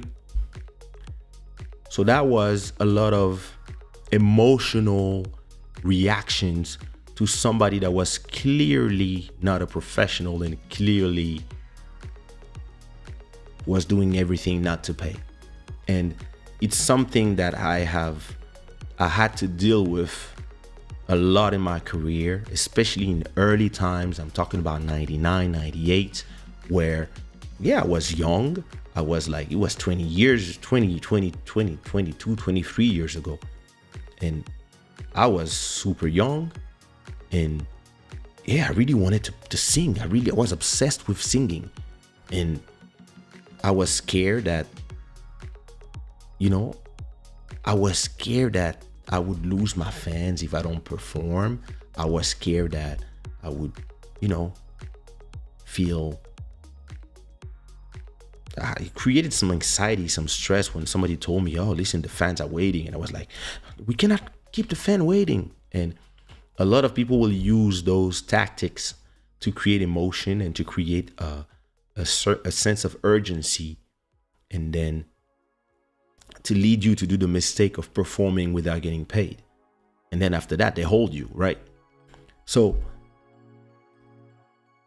fast forward to 10 years after that. Now we are in 2008. Somebody calls me to talk to me about a show. And I tell them, talk to my manager. No, but I like to talk to my manager. This is her Instagram, this is her email, this is her number. Just call this number and talk to her. Ah, okay. Yes, hello, Guylaine Cléry. Yes, I want to do a show there. Okay, what date do you want? I want 13th of January. Okay, 13th of January. Yes, we have a free date. It's possible. What do you need exactly? Kaysha. Okay, with or without dancers, with or without that. No, just Kaysha and a DJ. Okay, so it's let's say it's €1,000 for the show. So it's 1,000 for the show. 2 plane tickets, 2 hotel rooms, plus this, and 50% at the reservation.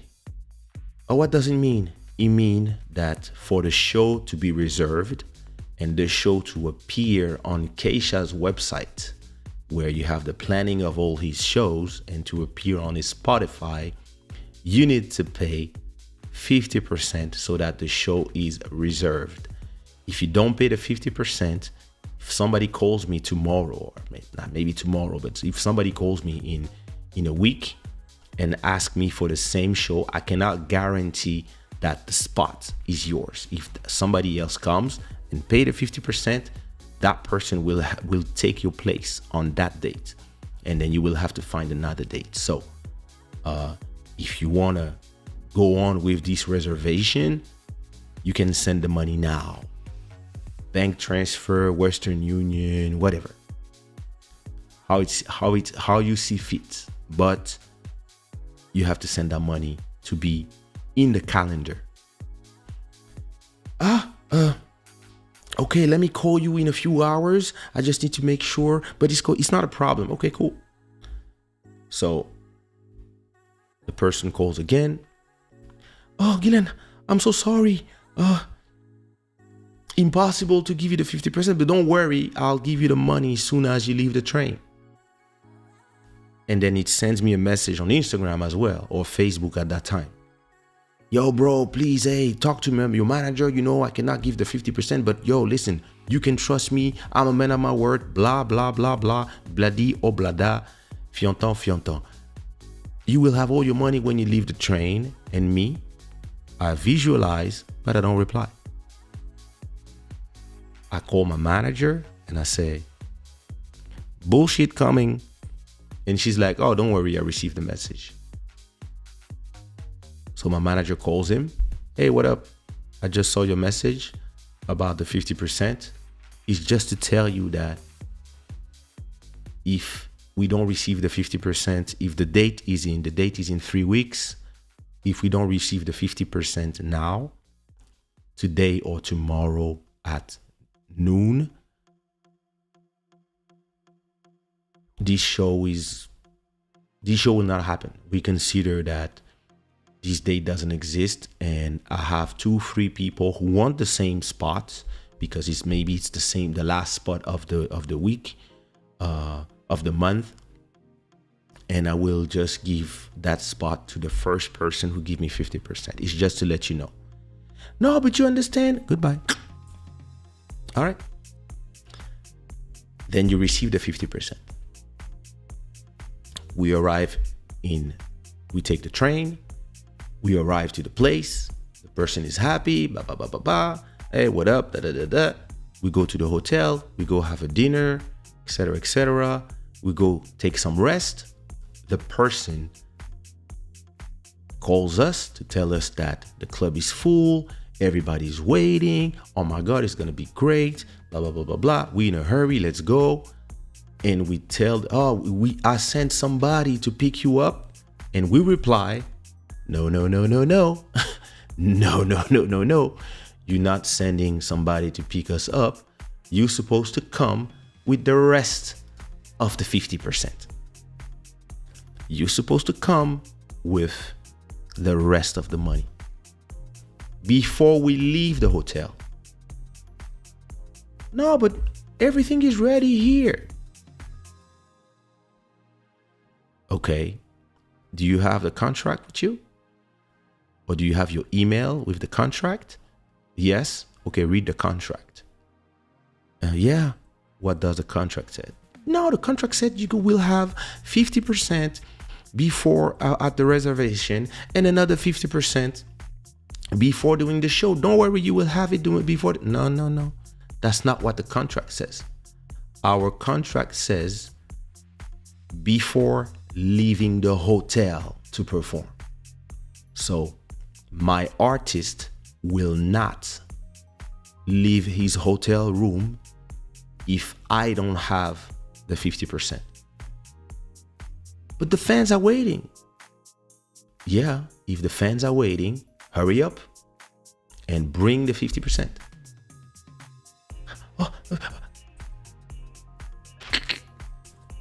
And they come. They're angry, and we don't care.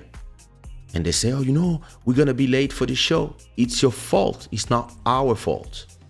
Yeah, but the fans are waiting. Yeah, you are making the fan wait, not us. Okay. They arrive. They bring the 50%. She counts. She makes sure that everything is fine. Take the envelope. Tell the person to wait outside. She goes in her room. She opened the safe. She put the money in the safe.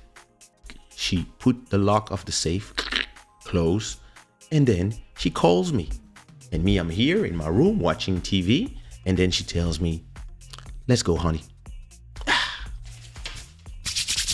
La guerre. And then we go there, no stress. We know that we're here to do our show. And the only thing that matters is the sound good? Is the microphone okay? Are the people happy? That's what we're here for. We're not thinking about are we going to get paid. And then soon as the show is over, we're smiling. Everybody's happy. The show was great. Then we go, how you call this? Then we do all the photos with the fans, etc., etc. We have a drink. Maybe the show finish at 3 a.m. or 3:30. At 4 a.m., 4:30, we're done doing all the photos, etc. Then we like, all right, please bring us to the hotel because our job here is done. And we go back to sleep because tomorrow morning we have a train to either back home or to the next city. And once you start separating both, you realize that you are not excited so much that you're not going to take the right decisions. And it's very interesting because when I start having conversation about business, other businesses than music, when I start venturing out of music to do deals and be the intermediary, where I would just connect two people that have something to buy and something to sell, and I would be in the middle getting 3 to 5% just as a middleman. I realized that all these 20 years of experience performing in music, which is a place where there's crooks everywhere, it actually made me completely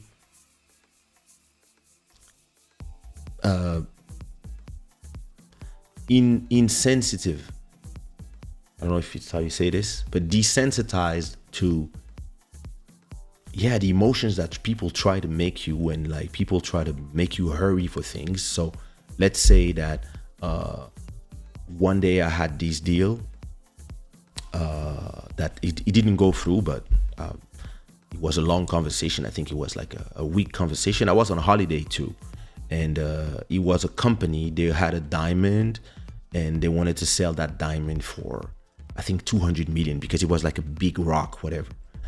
And they were explaining to me they have this diamond. They were sending me all the documents, all the things about the diamond, whatever. And they were like, hey, listen.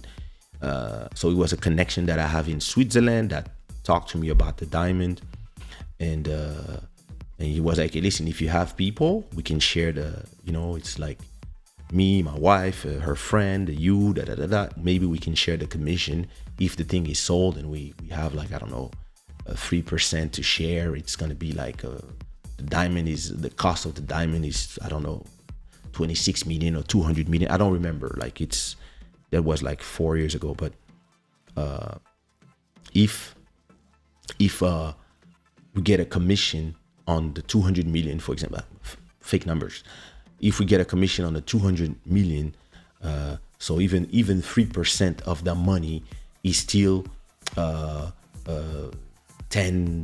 million to share. So between us, it's going to be like 1.5 million each. So if you have a seller, let's go. A buyer, let's go. So I get the sellers, and I get somebody from I call some of my contacts. I call somebody in Miami. I call somebody in Ivory Coast. I call somebody in Angola. I call 4 people that are in this business. And I'm like, hey, listen, I got this. These are the specifications. These are the documents. Check if they are legit. And if you're interested, let's do a conference call, blah, blah, blah, blah. And I got one person very interested, but that person is stressing me on time. He's in a hurry. Listen, I'm in Dubai. I got people that like from the royal family. They want to buy the thing, blah, blah, blah, blah, blah. I'm like, okay. Hey, listen, I need answers now. I said, listen, you will have answers when I have answers. So on the other side, they're like, oh, are your people serious? I'm like, I hope so, but I cannot. I can only connect you with people that I think are serious, but I cannot vouch for them because I'm not with them. I don't know what's in their bank account. And you two, I don't know if you really have these fucking diamond. So, but having dealt with the music business all this time, nobody can bully me by like trying to talk to me about, oh, we have to be in a hurry. But I was like, listen, the buyers want to know these things, because in the beginning you cannot connect them, because if they don't need you, you need a contract, right? So the buyer asks their questions, and you ask the questions to the sellers. The sellers tell you answers, and then you give back, etc. And when people are ready to do the move, that's where you connect people after having done contracts and signing NDAs, MOUs, etc., which are contracts that protect you and make sure that you will get your percentage, etc., etc. So you have to negotiate all this before connecting everybody. And at that point, the people who had the diamonds, they were telling me, and they were talking to me in a certain way, like, hey, don't introduce us to people that are not serious, because whatever, there's a lot of money in it. And I had to tell the people, hey, calm down. I don't care about your millions. I make my own money from my music and I'm fine. I make enough money to pay my rent of the whole year in 1 month. So listen, all this for me is bonus. Don't come here and, stress me about those things.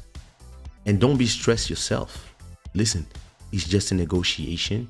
Sometimes it goes through, sometimes it doesn't. And it turns out that the seller or the buyer or the person who knew buyers end up disappearing.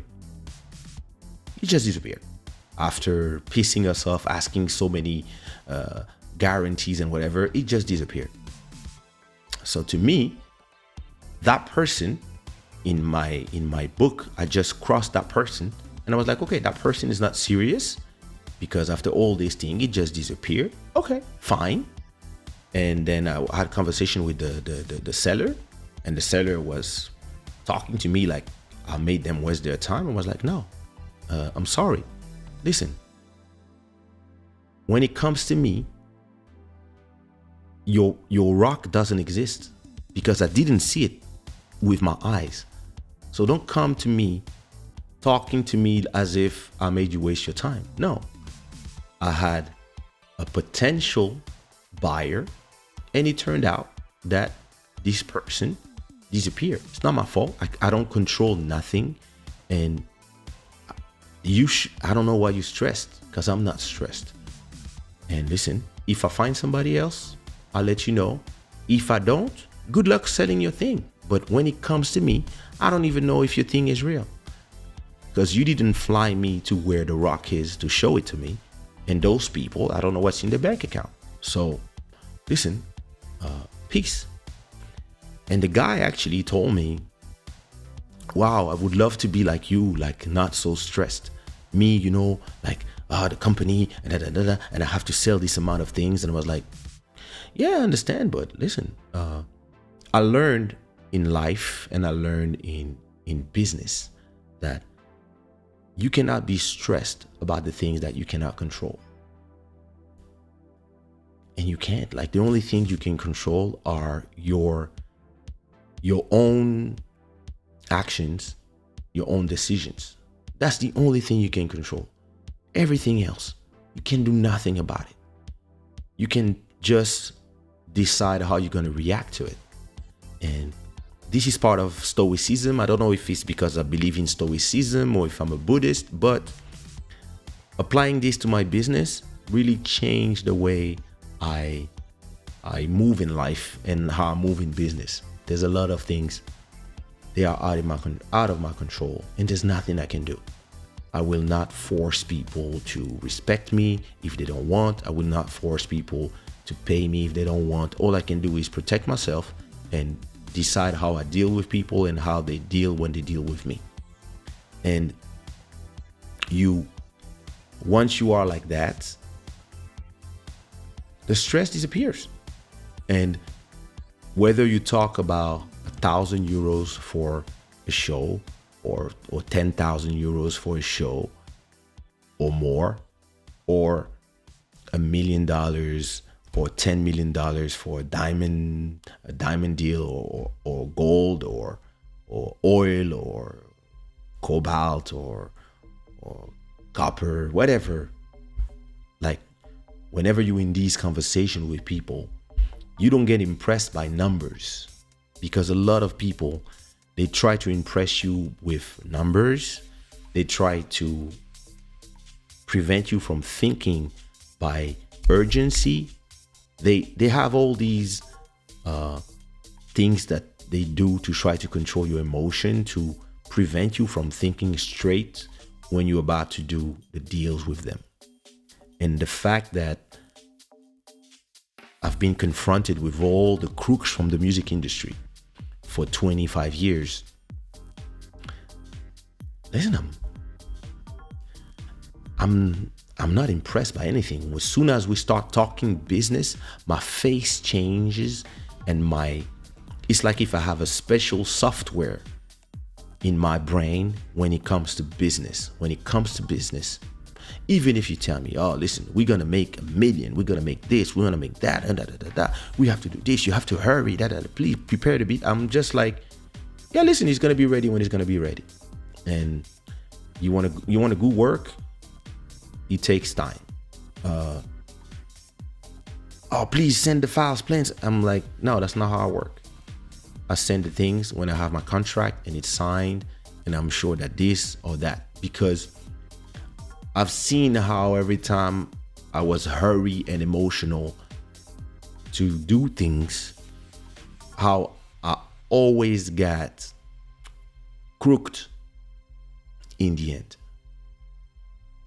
And I just learned, like, listen, yeah, when there's a potential to make a lot of money or to travel or to do this or to perform for this or for that, it's great. It's great.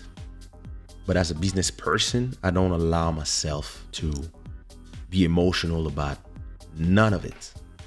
It's just money, and it's just another show. And if you don't do this one, you will do another one. And if your fans cannot see you because the person doesn't want to pay you, all you have to do is explain to your fans via social media, do a video on YouTube and explain what happened so that they're not angry at you. And yeah, some of them will be angry at you. Some of them will think you're a diva because you make them wait whatever, and they don't know what goes on behind the scenes. But because it's not your fault and you cannot control those things and you cannot control how they will feel either, you actually should not make more about it than it is. It's a bummer that some people will believe that you're a diva because you came 1 hour late to the show, and you cannot come and tell the people on stage, yeah, they took an hour to pay me, this is why I'm late. You will just say, listen, so sorry, we're late, but things happen. That's it. You have to stay professional and not put your business out there, and then you handle the things behind the scenes. And whenever I understood that, he made my life easier. And I had a lot of problems with, like, listen, when you are in the music business or in any business, you're gonna have problems with every type of people. And the first time it's always horrible and it hurts. Like when there's an artist that leaves your label, when there's a beat maker that pretends that they've been working for you for free, for nothing, and you've been exploiting them, when they arrive and they say, I want to give you beats for free. In exchange, you introduce me to everybody so I can make a business. So I'm going to use you as an ad, and I'm going to give you, let's say, 10 beats. And in exchange, you introduce me to all the big people. So I'm going to use those beats. I'm going to make some hits with those beats. And all my friends who are artists will be like, oh, who did this beat? He's amazing. And I'm going to, hey, this is this guy. And, oh, can we have some beats? Can we have his number? Yeah, of course. I'm going to give the number. So I'm going to give you the market. And now you get the market and you're going to make your money from that market, right? But then when they have the market and their heads start going a little bigger because they believe they hold that, they're going to come to you and say, yeah, you never pay me for my beats. Yeah, you've been exploiting me, whatever. And you're like, what? No, this is our deal. And you wanted that deal. It's not me. I didn't come and propose you anything because I can do my own beats. And the first time this happens, it hurts because you're like, damn, like, you help people and then they pee on you. This is horrible. Like, it's a horrible feeling of, when people start feeling entitled and they disrespect you. It kind of hurts. But then you realize after 2, 3, 4 years that they stay miserable in whatever business you brought to them. Once it's over, they don't have nothing else. and that they regret like how the positive person that you were, and maybe that they realize that the people who made them angry at you, they didn't want anything positive for them, and they regret, but they're not man enough to come and tell you, hey, I'm sorry. So once you've lived this 1, 2, 3, 4 times, when it's the 7th time, you decouple the emotion of how you feel, because you know you're right, and you know that when you are right, time will always be by your side. And at a point, truth comes out and you don't have nothing to do. So instead of going through the whole process, you just go to the end of the book and you tell the person, hey, good luck. And they go, they talk everywhere, and it doesn't change anything actually, because it doesn't prevent you from paying your rent. It doesn't prevent you from anything. It doesn't actually even put any dent in your legacy or how people view you. So once you understand that, yeah, it's like everything else. You understand it's business, and in terms of business, some people will understand, some others will not. Some will be very emotional, and some will be very cold. And I tend to prefer doing business with people that are cold when it comes to business, so we can have an understanding, we can sign whatever we're going to do and move on with it, so that once the business is done, when we're in the studio, we can be super emotional, have fun, enjoy everything we're doing, because everything has been decided in the back. So, hey, listen, we're going to go in the studio. Whatever comes out from the studio, there's 30% for you, 30% for you, 30% for you in terms of copyright. We're going to do 3 songs. One song, the master will belong to you, the other one will belong to you, and the other one will belong to you. Okay, cool. All this has been decided already. So now we can focus on having fun. And when I was younger, I was scared of the business. I was really scared of having conversation, telling my price, etc., etc. And yeah, listen, today, why would I be scared of talking business with strangers? Like, I don't even know them. Why would I care how they feel when they ask me for a show and I tell them my price and they say, oh, it's too much? And I'm like, okay, sorry.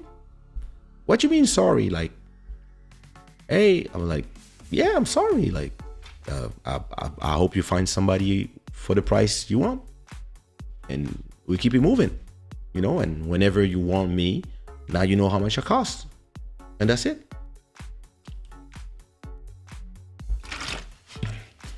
Marina Kali, Fatou, bisous. I remember that half an hour I was about to finish that show.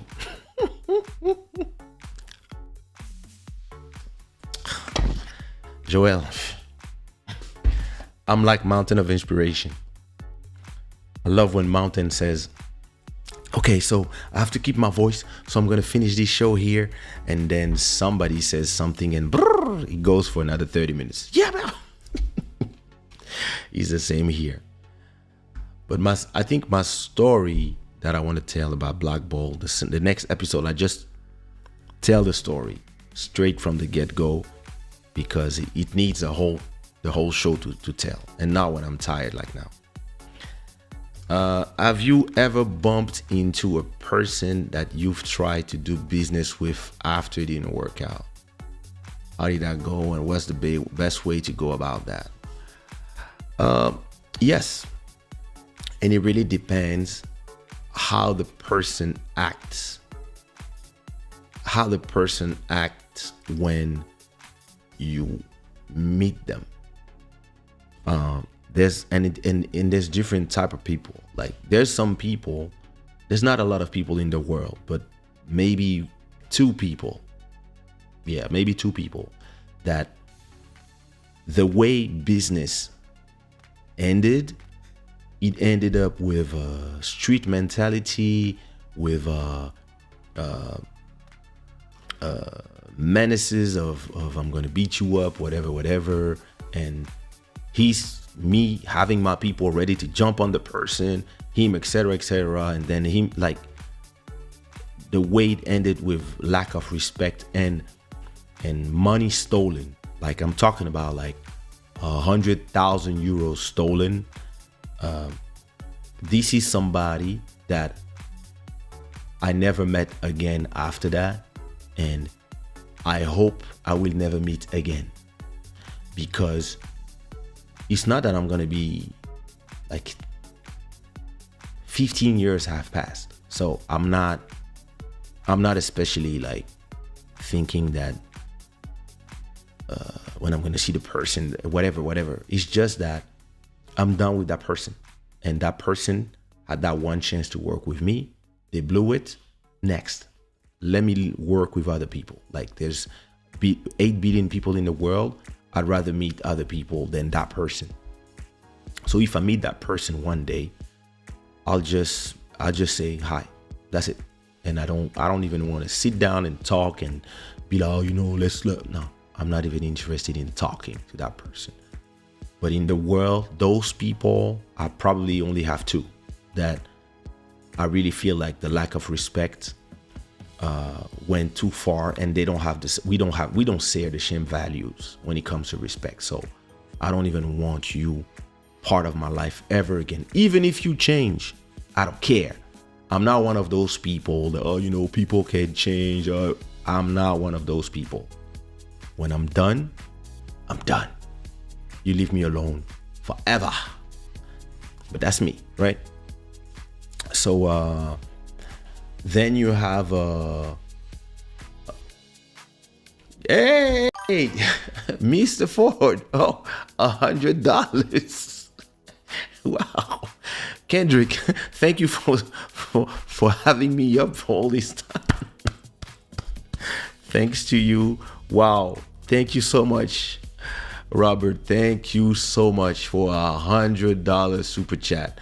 You are now the stream royalty for the month of November, even if it's just for 2 days. But hey, listen, thank you so much. You see, this is what I was talking about. Sometimes you stay for a reason. Kendrick kept me awake for a reason. So I was saying, then you have some people that, so they're crooks, right? So you did a show with that person, it didn't go well, the person tried to rob you, etc., and that person,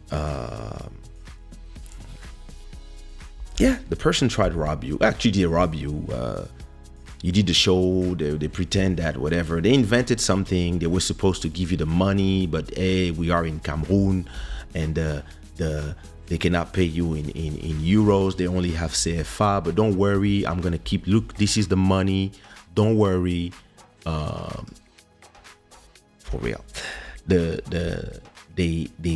They supposed to pay you in euros, but I didn't find a way to change it. But see, here's all the money. Don't worry. Tomorrow we go into the change to change it. Blah blah blah blah blah. You want me to keep the money for you, or you want to keep it? They're like, okay, listen, we trust you. Keep the money, and then they disappear. And then we call, like, so for us it's simple. We have a list of promoters that we know, that we work with, and we worked with before. And if one of them crook us or does something specific, all we know is we put them in the blacklist. We never work with them again. And when somebody robs you, normally he doesn't call you anymore. But listen, that guy from Cameroon calls us 6 months later. And he calls my manager, and he's like, hey, listen, hey, what up, sister? Da da da. And she's like, and he's like, yeah, no, I wanna do a show with Kaysha. It's gonna be for this, for that, da da da da da. And my manager is like, listen, are you kidding me? Like, don't you remember that 6 months ago we were supposed to do a show, and like you crooked us, like, and like how do you have the courage to even call me after you stole from us? And the guy replies, no, mama Gillen, no. Listen, the game is the game. You know, this is Africa. Sometimes you win, sometimes you lose. This time you lost, but maybe next time you will win. You know, this is how it is there. Sometimes, you know, you crook somebody or they crook you, but hey, this is the game. Hey, listen, nothing personal. Ha ha ha. Listen, my manager was just laughing. She was just like, these guys are crazy. And she said, no, we're not going to do business with you. And he was like, okay, you know, fair enough. I tried. But hey, listen, whenever you come to Cameroon or whenever you go to Paris, I would love to invite you to dinner. And, you know, like, and she was like, this guy is crazy. And not only when she hanged up, she called me, she was laughing and she was like, listen, I'm not even pissed at the guy anymore because he made me laugh so much. So those people, I know that I would never do business with them again. But if I meet them in the street, I'll be normal. I'll be like, hey, what up? And then you have those people who are a little snaky. So they disrespected you in business, but they did it in a way that is shady. So you cannot say that they disrespected you. And then when you meet them again, they pretend that they're innocent until they talk to you business. So as long as I don't talk business, I'm normal. I'm chilling. I'm telling jokes. I'm offering them drinks, whatever. And when they get in, you know, they start thinking they're comfortable in the conversation. Now they ask me about business. And that's when my software changed, because now my software is in guerrilla mode. And they would say whatever, and I would just reply super cold about really business, like, yeah, you wanted this is the price. Oh, come on, you have to help people. And I'm like, I'm not your friend to help you. And so to me, it really depends the nature of not working out, because sometimes business doesn't work out, but it doesn't work out without a lack of respect. You know, in my table of values, respect is up there. Then you have family, and then you have everything else, whatever. But respect is up there. So if we do a business together, doesn't work out, but there was no lack of respect. It was just that sometimes businesses don't work out. So good, you know, when we meet again, hey, maybe we can even try to do business again and learning from what happened the other time, but we can shake our hands and we can even smile together, laugh, have a drink, whatever. If there's no respect and the way it goes out, listen, I might not see you depending on the level. So, and for most cases, if it didn't work out and the person makes amends, sits down with you and tell you when they meet them, they say, hey, listen, please, I would love to talk to you about what happened the other time. Listen, this, that, those are my reasons. You're like, okay, I understand the reasons, but I will never work with you again. But at least when I see you in the streets, I'll say hi. I'll be cordial. I'll be cool with you. We can even go party together, but I will never do business with you again.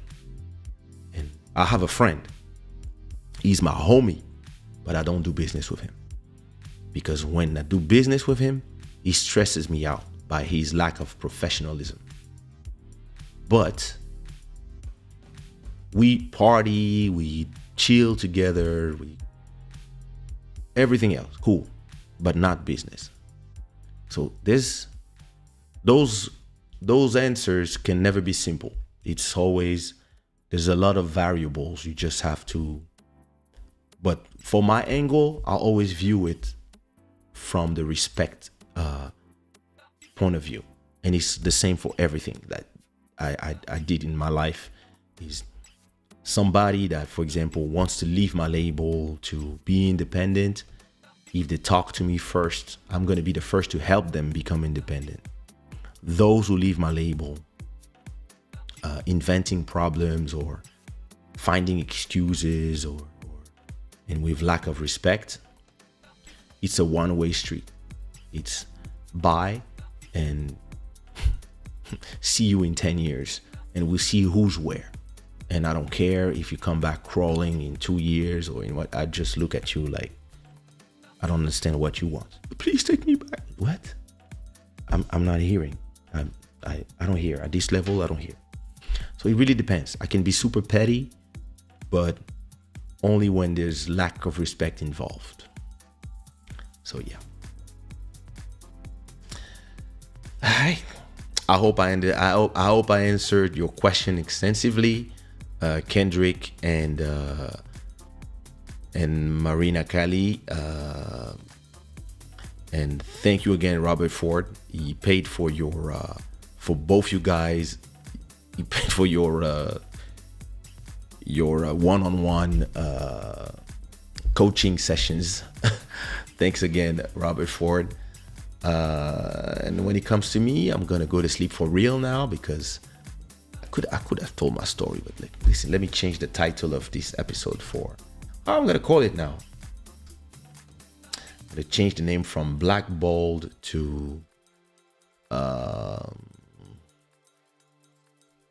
know.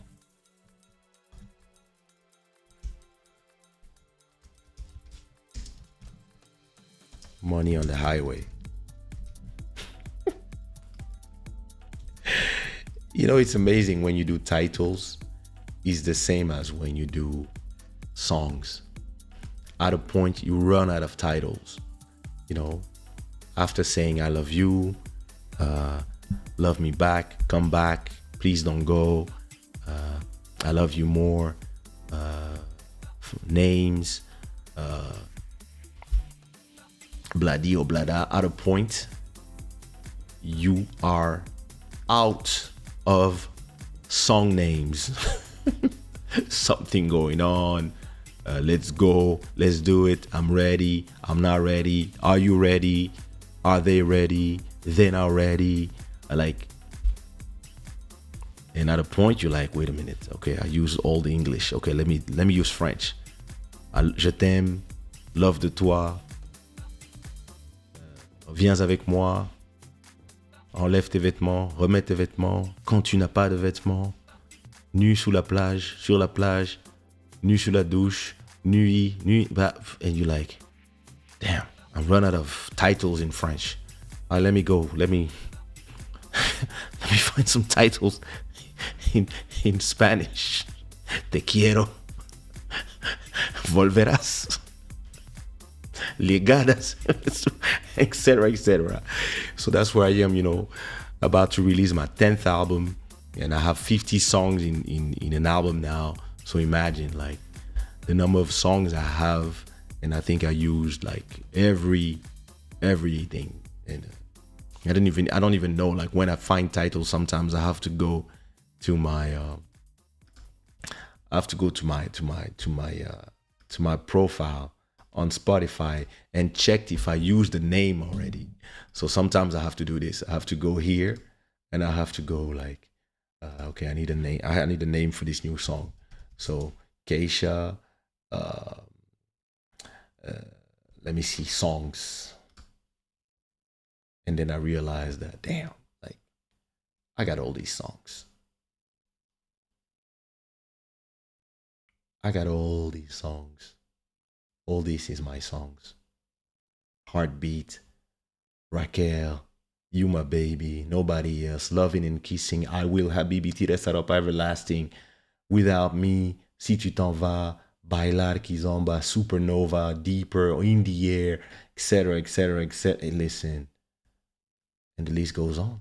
Look, 300, 400, 450, 500. Yo.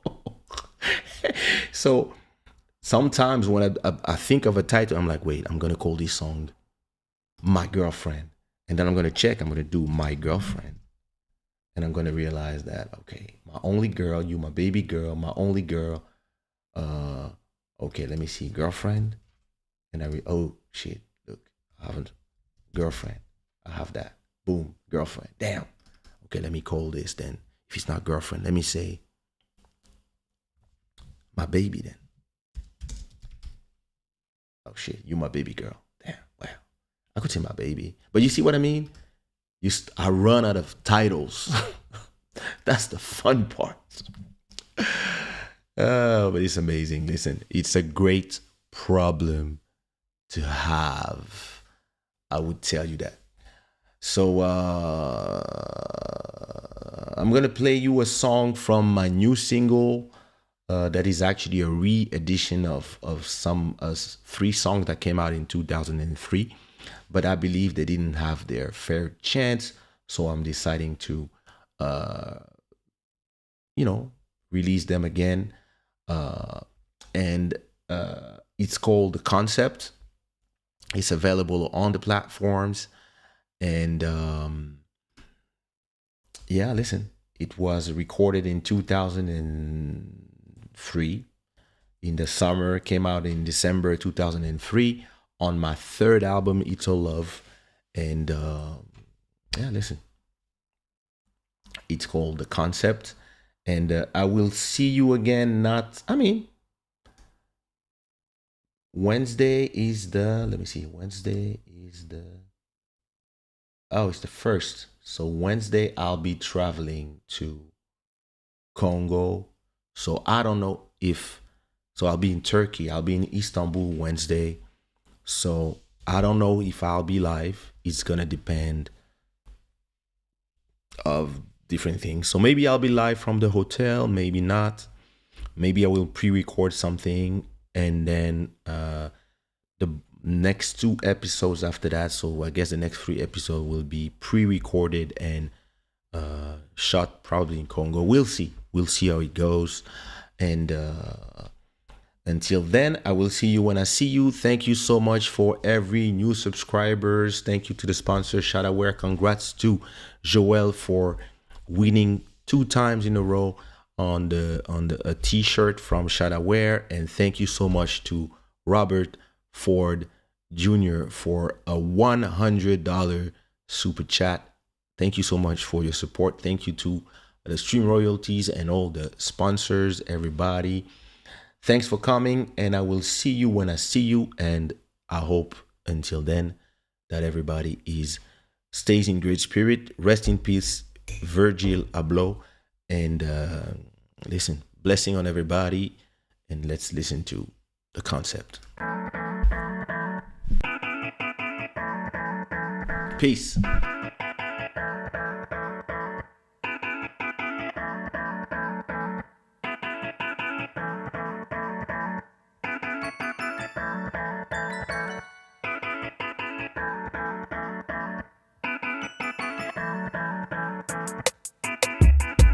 Can I hit you on the washing machine? Gently, I'm not a fiend, but you know the way you rock me slowly, I always feel horny. Can I hit you on my balcony? Nightly, or if it's cool daily. I've never been crazy like this, but girl, you will feel this. How do you like it, babe? How do you like it, babe? Yeah. Kissing me. Dancing with me, acting with me, riding me. If you feel like love me. The concept, the concept. If you feel like kissing me, dancing with me, acting with me, riding me. If you feel like love me. It's the concept, the concept. Can I hit you in the bathtub? Bubbling, giving you wet heart. I know a way to make you come surely. Kinda raw, but it's me shorty. Can I hit you on the SMS? Digital, sending you a SOS. When when I'm away, I wanna feel right there. So girl, have no fear. I know this is your first time. It's gonna be alright. Check this. If you feel like dancing with me, effing with me, riding me. It's the concept, the concept. Kissing me.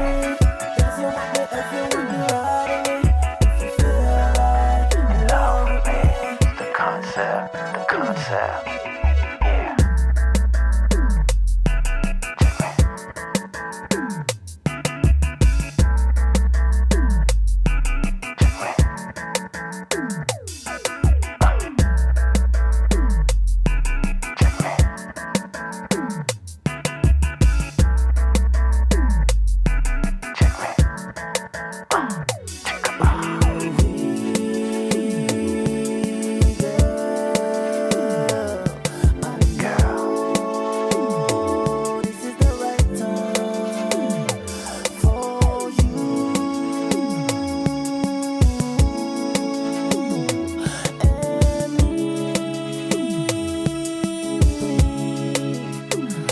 Love you, girl.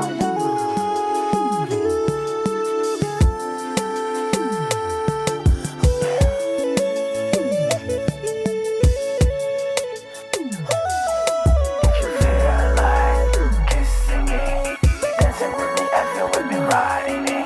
You feel like it's the concept, the concept. If you feel like dancing with me, effing with me, riding me. In love with me.